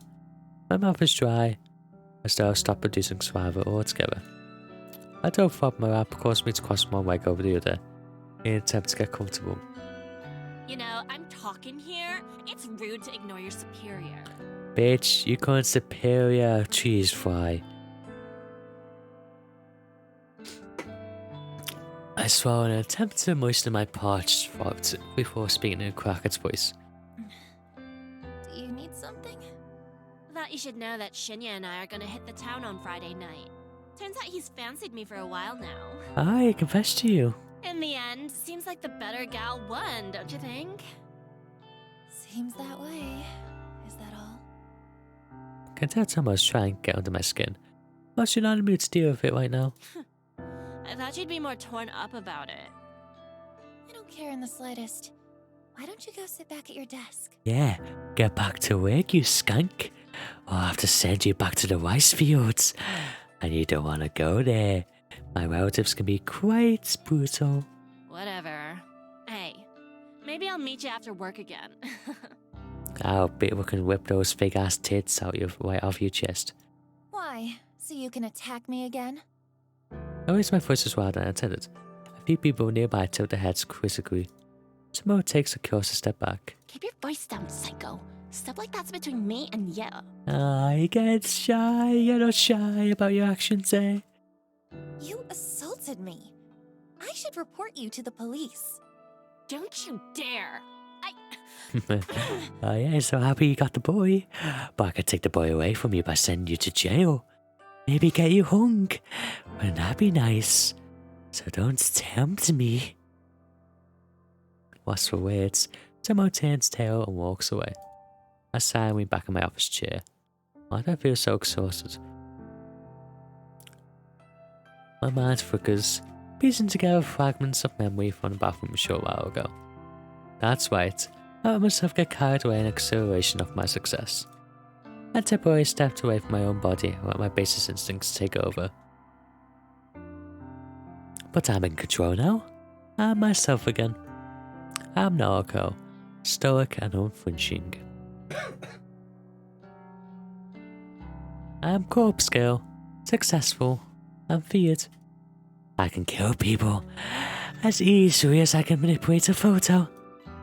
People like Tomo should be scared of me. People like Tomo shouldn't mess with me. I'm in control now. And I can fuck you up real good. Climbing the steps to my apartment is always such a chore. I wish I moved into a building with an elevator, but simply couldn't afford it when I first moved out on my own last year. These old apartment buildings creak and groan when you ascend the stairs. Hey, I have control. What are you on about? Mal, if I didn't have control, I would have killed somebody and be imprisoned by now. I am very much in control, have you know? I have resisted the urge to shank countless bitches. I have yet to shank someone. You have control too, do you now? It's a fun game. Oh, I have that game too. I have to try it out at some point. There's a shit ton of games I've got that I need to try out. I've only got like over 500 games in my library, and I tried out 20 of them. I have nothing to play or stream except those 500 games. I can't decide which ones.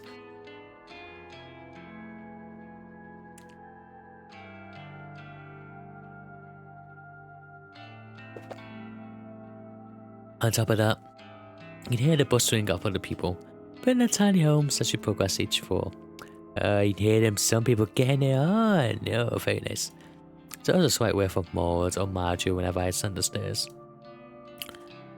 I want to chalk up to the fact that this building is old, but it's possible that some of the residents here don't keep their apartments very clean. So it's nice when parts of the scenery and then watching my enemies. Yeah, from what I've seen of gameplay, it just look fun. And I know like the setting and that reminds me of like SCP or like all these contained specimens of different supernatural powers and objects and that. So it looks very interesting. I will have to play through it at some point. I think the list of games I want to play and stream is really fucking long, and I can't decide which ones to play, and so I end up like forgetting about a lot of them. At the very least, this neighborhood is decent. I feel safe in my home, even if it is small and cramped. Not worth crafting per se, but backgrounds are not well defined. Yeah, and I know what people compare to the SCP. What do you call the SCP? What do you call it? Story, I guess? It's not story. Concept? SCP concept, I guess is what you'd say. Neighbours are respectful from what I can tell. Not that we know them all. In fact, their neighbours have regular contact with are the very same ones I reach Wi-Fi from. Some middle-aged divorced guy named Kenji moves on the floor below me, and his daughter Momo.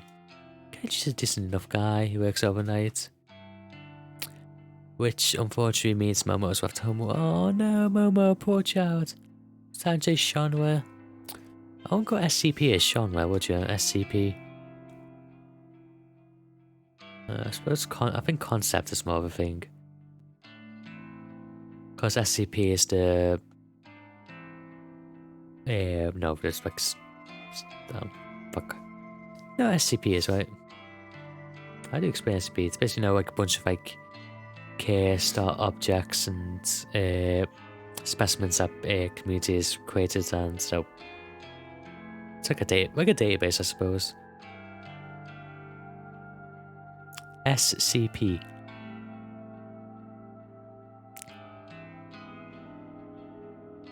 Federal Bureau of Control. Yeah, that works. So yeah, that makes sense. Momo's a sweet girl, perhaps 6 or 7 years old. Occasionally hear her singing and drift up into my apartment. Doesn't bother me too much. She's just a kid. SCP, don't know that? No, we haven't heard of it. They've got like quite a few games on. You haven't heard Containment Breach? Or Secret Laboratory? It's the very same Kenji and Momo that I bumped into when I'm climbing the stairs this evening. Oh, good evening. Hey Kenji, my beautiful man, how are you? Give you some med pats. Oh, you're cute. Why am I immediately getting death flags for you? Why do I get the feeling that someone's going to request your death and it's going to be really fucking disturbing? And I'm going to enjoy it. Hello. We're just on our way to get some dinner. Isn't that right, Momo? Yes. Oh, so shy. That sounds nice. I hope you have a good meal. Thank you. Say, are you feeling okay? You look like you've been in some trouble. There's dirt or something all over that side of your face. Oh, it's not dirt, it's shit. Don't worry about it. Turn my head and reach your hand to my cheek. Sure enough, dry muck has blended into my makeup and cacked over my face. Seems like my eyeliner is smeared as well. Is this from when I fell into the bathroom? Have I looked like this all day? Oh, right. I try to make up some lie so Kenji doesn't worry about me. I actually fell asleep on the train home, and I guess the seats were kind of dirty. Is that so? You should wash your face and do your makeup again. I can help if you like. Oh, she sounds so sweet. She's definitely gonna die. I can't help but smile slightly at Momo's generous offer. Thank you, Momo. I'll be sure to wash up and make myself look nice again. You should go have dinner with your dad. Kyo nods resolutely. Well, I hope you're okay at any rate. Have you been working hard at the bank? Oh, actually, I just work at the head office for the bank, so... Oh, that's right. Sorry. Data something, right? Yeah, data entry. It's a bit dull, but I'm happy enough. That's good. That's very good. You can be happier, but it'll do. I know it's hard for kids like you to get good work in this economy. When you find a job like that, you really have to hold on to it. And yep, but even when you hold on, you just get booted out the window, cause fuck you. When I was your age, I could only find cleaning work. I must have had a dozen different janitorial jobs. Before I met Momo's mother. I'm not getting your backstory. Go have dinner with your child. She's waiting for a happy meal. Don't take up her time. Been a couple of times. I got talked to this guy often, where we hardly know each other. Still, never heard him actually mention Momo's mother before. Most of the things I know about him, I've just pieced together from context. Mom? Oh no, you're making a question about Mummy. Oh. Mummy dead. Of course, things are different now. I have Momo, and her mother isn't around anymore. Cleaning work doesn't cut it these days. Why are you telling me this fine for your child? Do you want your child to be hearing this? I was really lucky to get into security. It means I can work overnight while Momo sleeps, and I can still take her to school every day. Security. Now I remember. They mentioned when we first met what he does for a living. Memory saves. He works for a private security company. I assume he guards corporate offices or parking lots. Something like that. You're gonna end up dead. Anyway, what was I saying? Oh, yeah. Hold on to a job if you like it. That's very important. Thank you. I'm happy at Temujin, so I plan to stay there. Except for the bitch who attacked me, but she'll get what's coming to her. Very good. Oh, Momo was telling me earlier what she wants to do when she grows up. Weren't you, Momo? What are you gonna tell me? Dad? Come on now.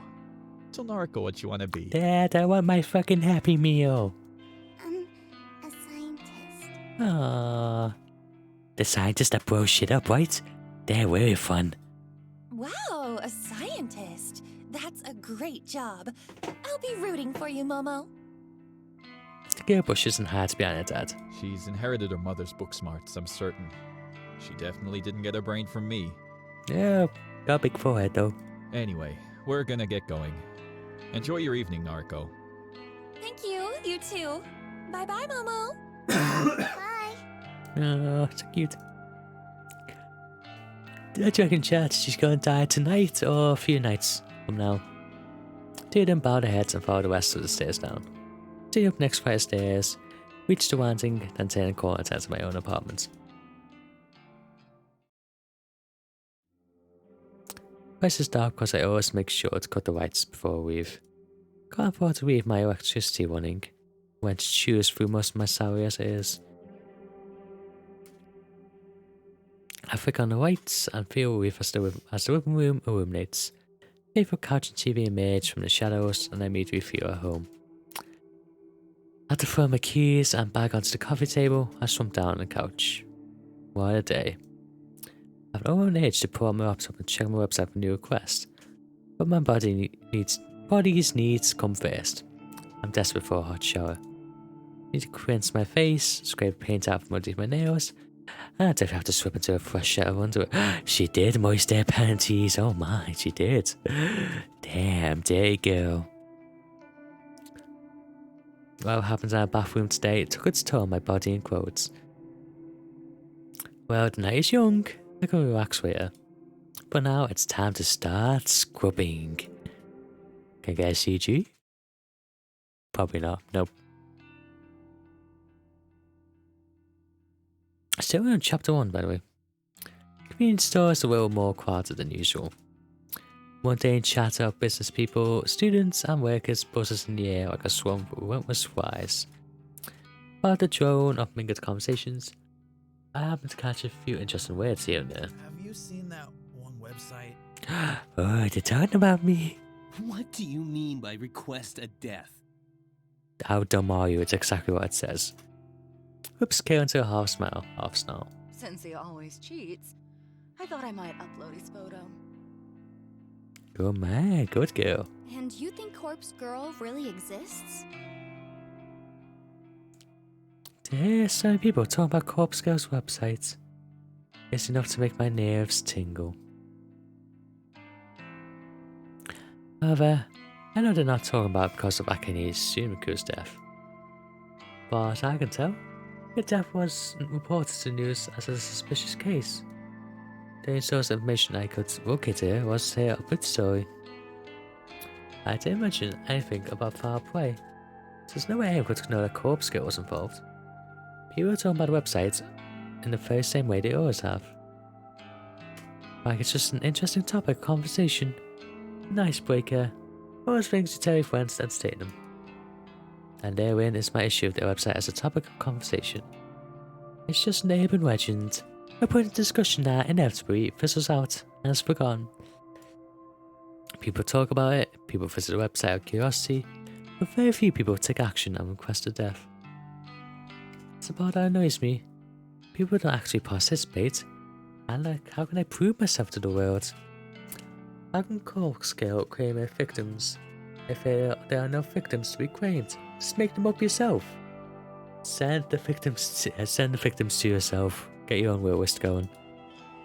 As long as the website is simply a talking point, a myth, an icebreaker, then Corpse Girl's ambitions will remain unfulfilled. To be fair, I only ever finds a compelling reason for people to take the website seriously. The death toll is hugely low. I need to ramp it up and step up my game for Corpse Girl's sake. Until I manage to do that, people continue to simply discuss the website in hushed tones, like it's some taboo fantasy that shouldn't be spoken of. But with some more time and some more victims, soon everyone will know to fear Corpse Girl. Thanks to concentrating on the convenience store, I pay attention to the quiet melody of a ringtone. Eventually, my ears become keen enough to pick out, and I answer my phone. Hey. Good morning, Noriko. Is this a bad time? Not at all. I'm at the convenience store. Oh, good. I wanted to catch you before work. Alright, what's going on? No worries. I actually meant to call you yesterday, but the day got away from me. That's okay. I wanted to ask if you spoke to Shinya yet? I sure did. Guess what? What? You start work on Monday. You'll be doing data entry with me. We might even get to sit near each other. Yay! Work besties! Little work party. Oh my gosh. Really? Are you telling the truth? No, psych bitch. Have fun at your maid cafe. Bye bye. Of course. When have I ever lied to you? Oh, Noriko. I'm so excited. Thank you. Thank you so much. Does this mean I can quit the maid cafe now? Yep. Bye bye, bitches. Yep. Quit today if you can. Oh my gosh. Thank you. Thank you. Aww. Allie, are you crying? I'm so happy. Make noise so overwhelming happy feels really good. Care for so much for this girl. Her happiness is vital to me. Well, guess whose death is gonna be requested soon? I owe you so much. And Shinya too. I know. I'll buy him a gift to give him on my first day. Do you think he'll like that? Yeah, I'm sure he will. That's a great idea, Allie. Yeah, but don't think that Pot will. She may request a certain death if you do that. What does he like? Let's put the answer to that what happened to think twice. Crime novels. Oh, really? His dad is a detective, right? Okay, I can get something like that. Right now, I'm going to march into the cafe and quit. Bitch, drop your manja, go on. You tell him. Good luck, kid. Okay, bye, Noriko. The girl ends and I smile. Oh, you sound so happy. I'm really glad that I could help her out. She deserves to be happy. We have time to select a can of coffee from wine again, which shows for my phone rings again. Huh? Aoi? Sorry to call again, Noriko. I just, something was bugging me, so... What's up? Did I, this is going to sound stupid. Did I thank you for getting me the job? Ah, manners, that's very nice. Oh, yeah, you did. A few times, I think. Just a few, about 10 but who's counting, eh? Okay, phew. I just wanted to check. It was bothering me, and I didn't want to come off as ungrateful, so... you know what? Just to make sure. Thank you, Noriko. Okay, I'm going now, really.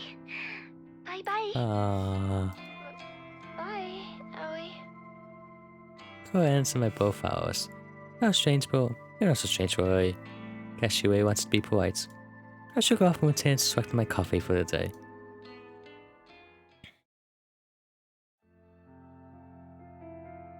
The office atmosphere is unusually somber when I exit the elevator. There are a few people around the normal, some executives I wear students were hovering around one of the glass screened cubicles to one side of the floor. Spider was standing at his desk, talking quietly on the phone. He's nodding about a lot, despite the fact that whoever's on the other end of the call can't see him. I want to ask somebody what's going on, but nobody seems to notice me arriving. I shuffle my way to my desk and sit down. Spend some time looking over a spreadsheet of today's task. After going through it, Shima arrives in front of my desk, seeing me out of breath. Noriko, has anyone filled you in yet? Who did? Who did? Oh, what's going on? Why is half the office empty? We're going bankrupt. Your friend doesn't have the job. Well, you see, somebody within the company died yesterday. Oh. Ah, we killed one of the company members. Oh? Somebody we know? Shiro shakes his head slowly, his expression gravely serious. Nobody you would have interacted with. She was an exec, up on the 21st floor. Apparently, she never showed up yesterday, but her coworkers just assumed she was taking a personal day. People started getting the news in the afternoon. She was involved in some sort of accident, and now she's... Dead? She glares at me. Since now people seem to accuse me of being tactless. Yes. Dead. So, I mean, I get it's a tragedy and all, but how does this explain where everyone is today? People get promoted in a battle royale arena for the promotion. You should have received an email sent out by HR this morning. Basically, everyone is being offered professional grief counseling. But we don't know here. I'd agree over here. Seriously? I think some people are taking up the offer, but I suspect some other employees are using the opportunity to skip out on work. I mean, I would. If I still got paid, I would. Why wouldn't you? Regardless, what happened to Ms. Tsurumaki was a tragedy. So unexpected. Not for me, because it's what I caused it. I've been a few times. Can't wait to turn back to my computer. Miss Tsurumaki. Wait, what was her name? Huh? Ms. Tsurumaki. It should be in the email. She had a young daughter and everything. It's really sad. Whoopsies. Totes wasn't me. Akane Tsurumaki. Da-da-da, that fucking face. She's like way concerned she's seen some shit, or she's getting like some real good eating out downstairs. Like she was way surprised or way into something way high off her ass. I've never met her before. Face appears in my mind with startling clarity. Self-accusation, an accident. She worked here? I can scarcely believe it. It's true that this massive company, but with 1,000 employees Japan-wide, but still. For her to work in the very same building as me. It's too coincidental. Doesn't feel right. I'd gone through killing her if I knew she worked in my building. This scenario creates more questions than answers. If it's not requested her death, do they also work here? Would have been somebody who knows they well enough to want her dead. Odds are that they would work here as well. You okay? I realized I'd been spacing out, so I turned back to Sunji. Yeah, sorry, just thinking is all. Well, grief affects us all in different ways. think? Who said I was grieving, bitch? I'm fucking ecstatic.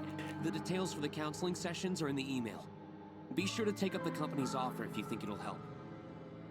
As for me, I think I'll be okay. Some quiet reflection on the matter should help clear my head. Sure, okay. Okay, the fucks I give. Plus, I have a date with Tomoe to look forward to. It's important to look ahead in times like these, isn't it? I think I read that somewhere. Ugh, yeah, that's what they say. Very well then. Do your best today, okay? Well, if I don't want to, eh? Right. I don't give a fuck. Shua takes his weave and I let my shoulders swamp. And killed some from my office building. But I didn't know that at the time. Could my involvement be traced?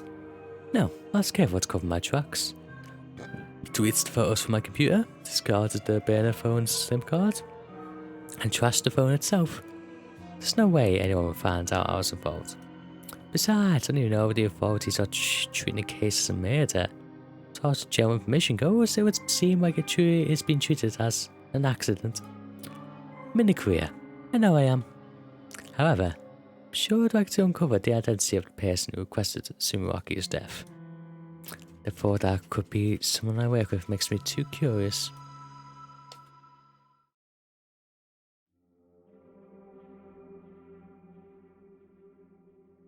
Despite work being eventful this morning, the rest of the day passed quietly.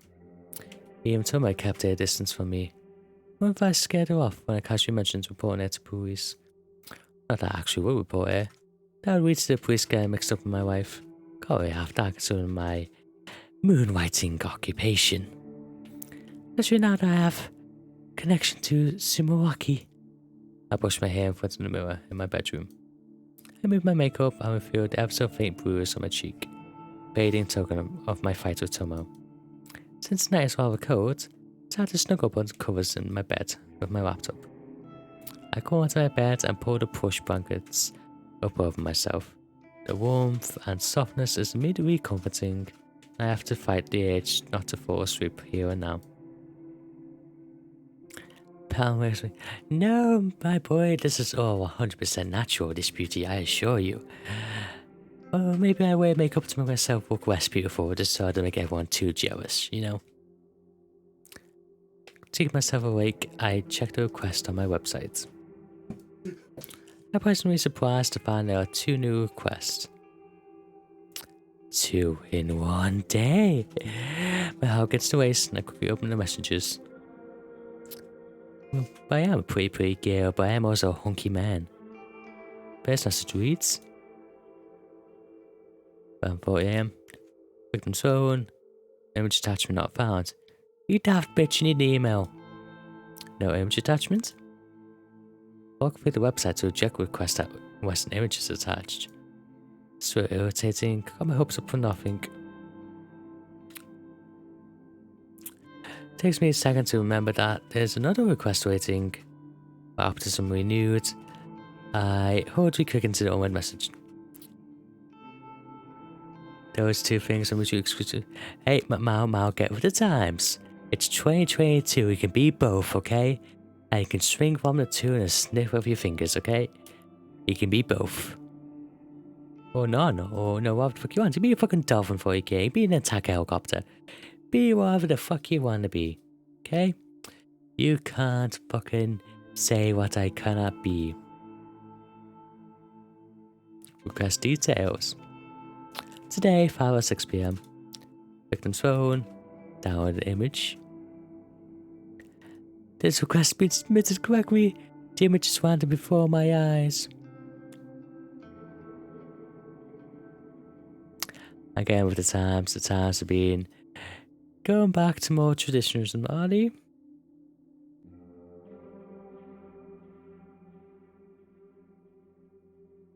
I don't know, I don't keep up with the times anymore, they suck. Early 20s, fit and athletic looking. Oh my, get a nice hunky man. Clothing is casual, so it's possible to feel what kind of work he does. Pretty simple. Don't know if he uses this for his nose profile or even if it's an ID photo of some sort. Either way, he looks like a happy person. Looks a bit derpy, like cross-eyed. I believe it were feminism. Oh yeah, it definitely is. I mean, I'm not going to discuss it here because no, don't want to discuss those things on stream. But yeah, I would say it is very much so.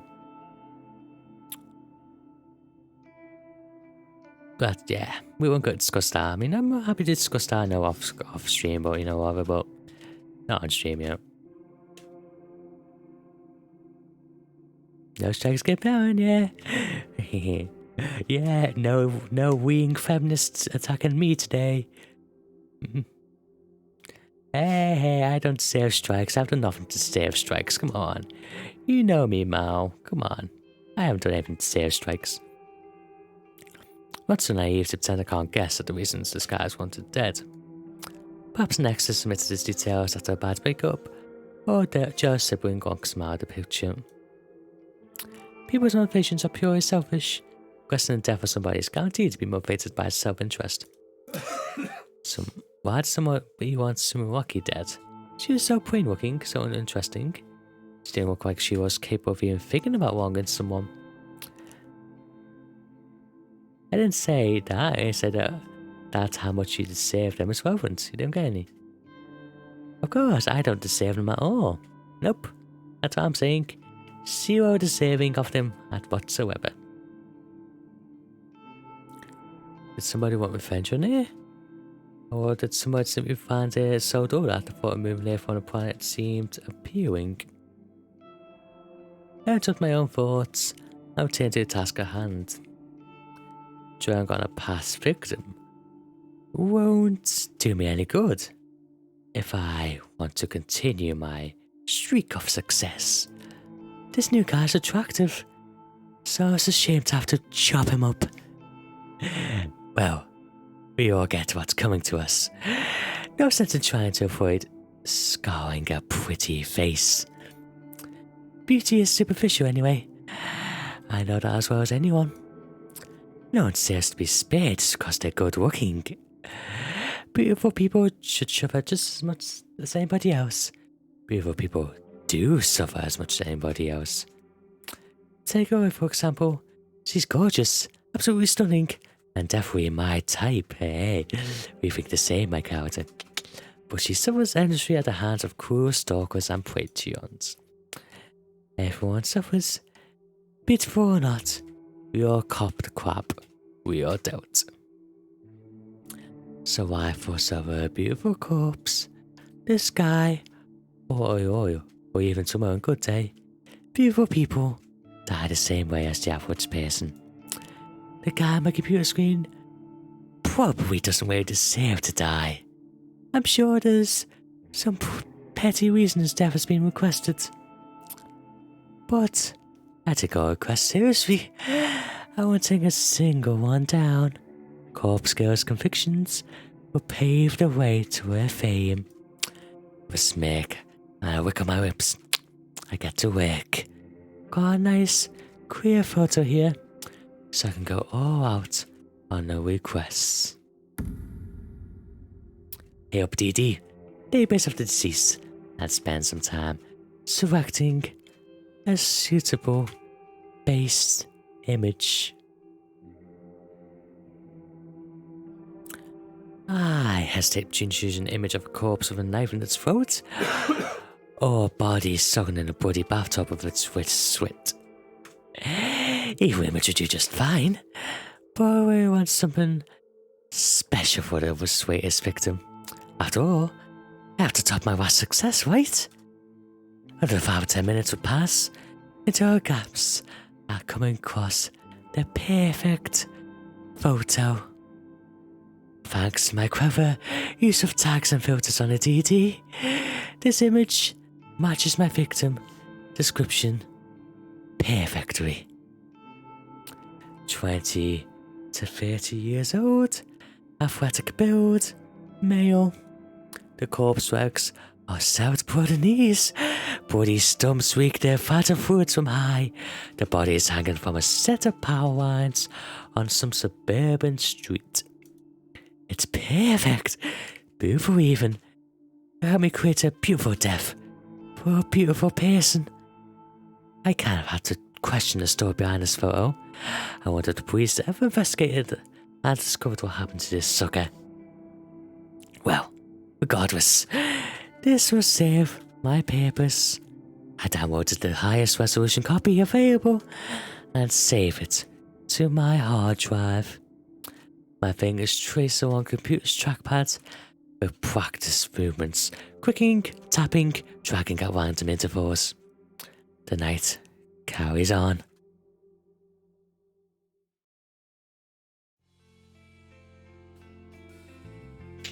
Ugh.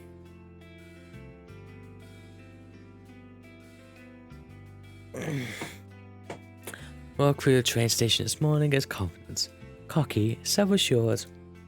When I boarded the train, I even managed to take a seat for the first time in a while. I drew a warm book from my handbag and flip open the cover. His name scrawled in blue ball painted pen on the first page, but it was become faded and illegible over time. Don't quite remember where I picked up on this book. Maybe I'd scored it at a second-hand bookshop, who knows? I own so many obscure tomes, I can't be expected to recall pages in every single one. Its aged cover and withered spine both bear the same title.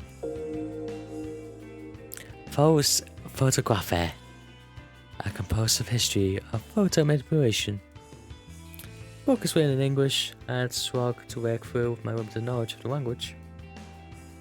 But I like to skim through it, primarily for photographs contained within. The examples of eerie image doctoring from centuries ago fascinates me.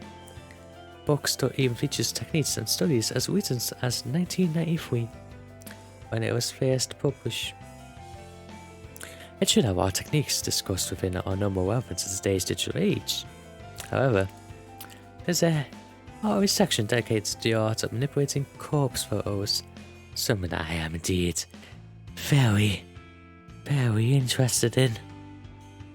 The most intriguing aspect of this section's content is that the featured artists perform the opposite kind of work that I do. Instead of manipulating images of living to make them appear dead, the artists in the book edit images of the dead in order to make them look alive once more. In bygone eras when photographs of people were taken few and far between, a sect of artists dedicate themselves to honouring the memories of the deceased. They did this by making the photos taken upon death look beautiful and full of life. The photos were gifted to family members and loved ones. This addition makes sense. Imagine you lost someone dear to you, yeah, no photographs of them. It would be wonderful to receive one last memento, a beautiful image of the way you remember them. Instead of using makeup to beautify a corpse, these artists applied paintbrush and pen directly to a photograph, so simply bring the deceased back to life.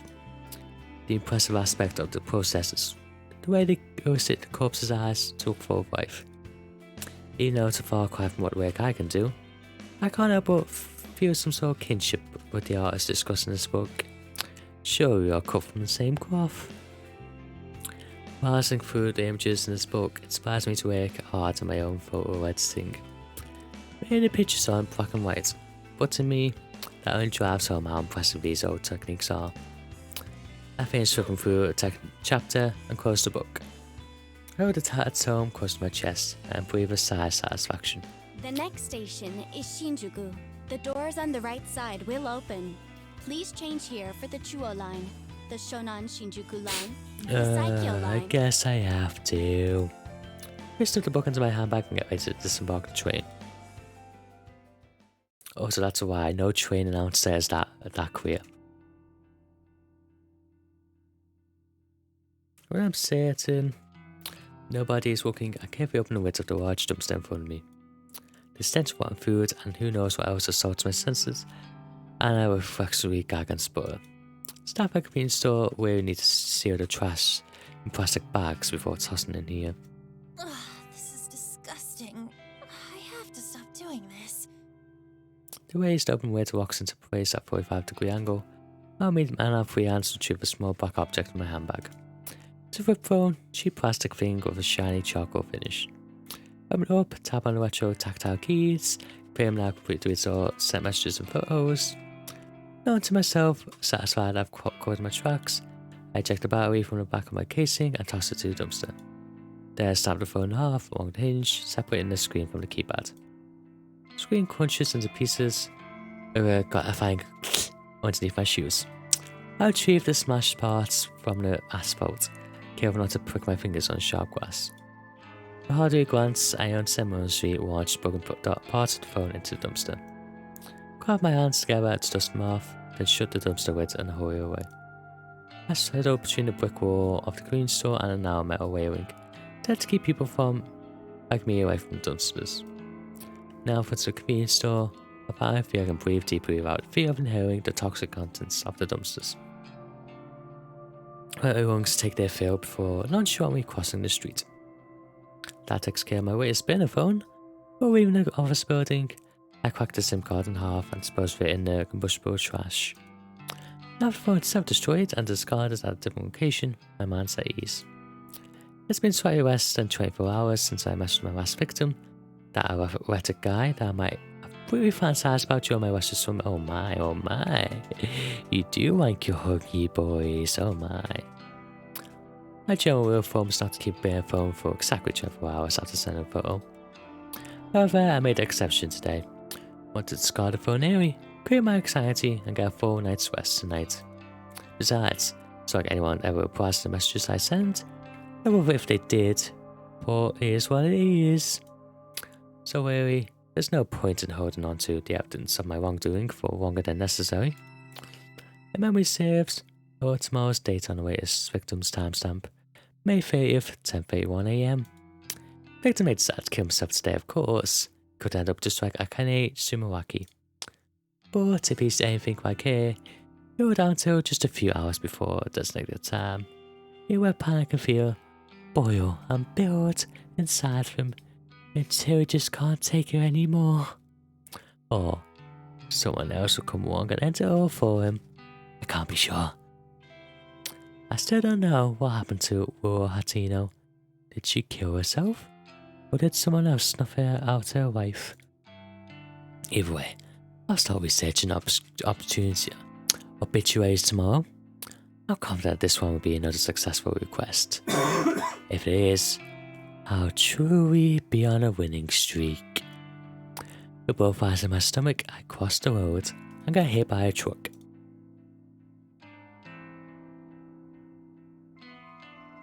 Oh, nothing today. I'm at home. I usually like to trek through a small park close to my apartment. That's the weather is decent. I avoid the park in the mornings, and a lot of people walk the dogs. I can whisk my old algaes throwing up before I reach the office. In the evening, the park is much emptier. I suppose I finished work a bit earlier than most people, so while everyone else is busy, I can enjoy the fresh air and scenery. Making my way along the neat, broad dirt path that connects one side of the park to the other. Wooden benches line the path at regular intervals, and at this time of evening, it's common to see a homeless person or two use a bench as a resting place. This city has more homeless people than the general population would care to admit. Try to think about as much as I walk by every day. I already know that most people have it worse than I do, but there's not exactly anything I can do to help, right? Should I be giving these people money that I can't afford to spare? Will I just end up homeless as well? Not exactly broke, but I live month by month on my salary. Expenses live on the outskirts of Akiba, and committing to Shibuku every day isn't exactly cheap either. Then activity bills, phone, food. I mean, I don't eat much if I have to, but I'd stop if I didn't buy a meal every other day. And that don't get me started on the cost of the coffee I drink. Gee, stop going to Starbucks. Fucking bitch. I'm lucky. I can score a can for 100 yen. More often than not, I'm paying up to 150 for a single can. Wow, like 15 pennies. If I were to buy canned coffee in bulk from one of those huge variety stores like Don Coyote, still save on your hands for loose change. I won't have access to the myriad selection I get at the convenience store. I'm just thankful that I don't go out for drinks after work like most of my colleagues. If I had to buy a few rounds of beer every week, my bank cards would definitely dry up. By avoiding a kind of group outing, not only do I save money, but I'm also not forced to spend more time around people. It's a win-win situation. Realizing I'm trudging along the path at a snail's pace, I tell myself to speed up my gait. Toward the exit of the park, the silhouettes of two people on a bench come into view. They're making out and fucking on a bench. Sound of laughter carries out in the wind. I would feel like I've heard those voices before. Draw closer. A sinking sensation clutches at my stomach. I really get the urge to turn around, but I'm so close to go to home. Aha! It's Noriko! Fancy seeing her here. Hello, Swat. How you been? Noriko's here. Oh no, my other crush. I wanted to time, but I'm too shy to admit that just yet. Tomoro and Shinro.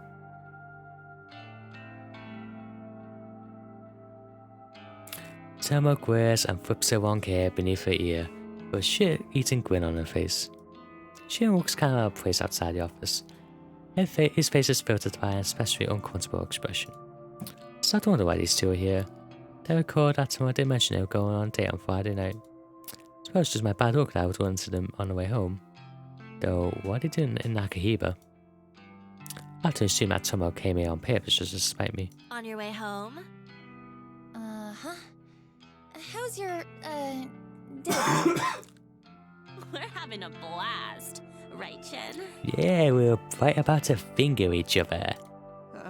Yes, of course. A great time. Totally great time.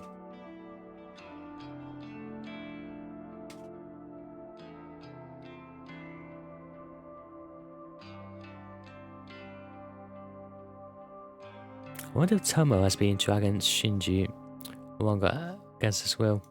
Okay, well, I'll leave you to it. Hey, we're gonna grab some chicken. Why don't you come with us? No thanks. Can't think of any worse way to spend the evening than eating with Tomo. Please come with us, Noriko.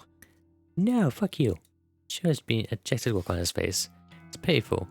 But he brought this day on himself. Why should I bail him out? Sorry, I've got things to do tonight. Are you sure you're not just avoiding eating?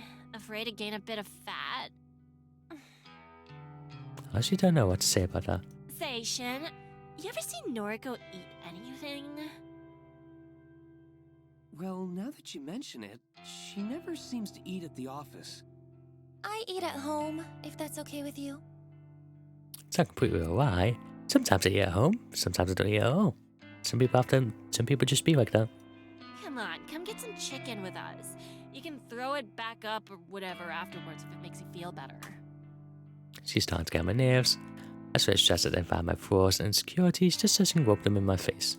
Tomoe, you're not being very nice to Noriko. Bitch, what What gave you that impression? We're not friends at all. We're besties. Besties talk shit to each other, right, Noriko? Yeah, correct, but we ain't besties. Go fuck yourself. Right. Huh. Fascinating. Anyway, I'm going now. See you on Monday. Okay, see you then. Bye, bitches. Buzzkill. She's such a drag. Yeah, well, you're a drag queen, my dear. We're beasties, yes. We're very much beasties. We are very beastie-like. That's almost words hanging in the air as I walk past her. But you know that she dragged Shima all the way out just to taunt me. It's the idea of a good date. She care about Shima at all? It's this whole thing just to annoy me.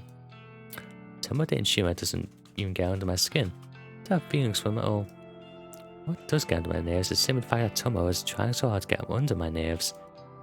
Of course, it wouldn't be fair if I could carry on my way home without one final interruption. Tomo calls out to me again. Your friend Aoi is gonna start work with us on Monday, yeah? Oh, fun. I can't wait to meet a friend of Noriko's. Oh yeah, the females are breasties. They like to be breasties, you know. They tangle their breasts up together and it's like a mating ritual or something. I don't know. Hi, goodness. I was Shima told her about that. Turn back to face them both. Don't even think about messing with Aoi. That girl has dealt with enough crap at her last job. Oh, has she? Maybe big, strong Noriko can protect her now. I'm gonna snap your neck. I'd do anything for her. She's my best friend. Ah, well, tell her that she's gonna send a death request. If you had any friends of your own, you'd understand what that Oh, feels snap. like. Well, I got plenty of friends, and only some of them are sluts like you. Yeah. I'm going. Cause they still better than being Frenchies, of course. Nobody cares about the Frenchies, we don't talk about them.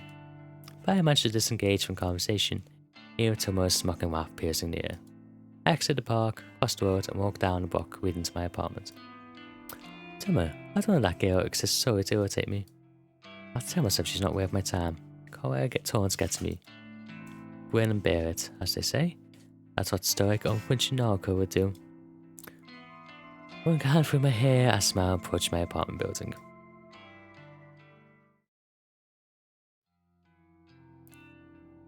Next day, I think that's a good place to leave it then, shall we? Next day. It's YouTube. Hope you take care and enjoy this little adventure. I was saying it's actually been a lot of fun. It's been nice for a chill, just relax, get away. Be a bit of a psycho, not creepy at all, I swear. I'm not creepy, right? Best thing is being Americanese. No one cares about Americanese. Go away. You're the rejected British people. Hey, you take care, YouTube.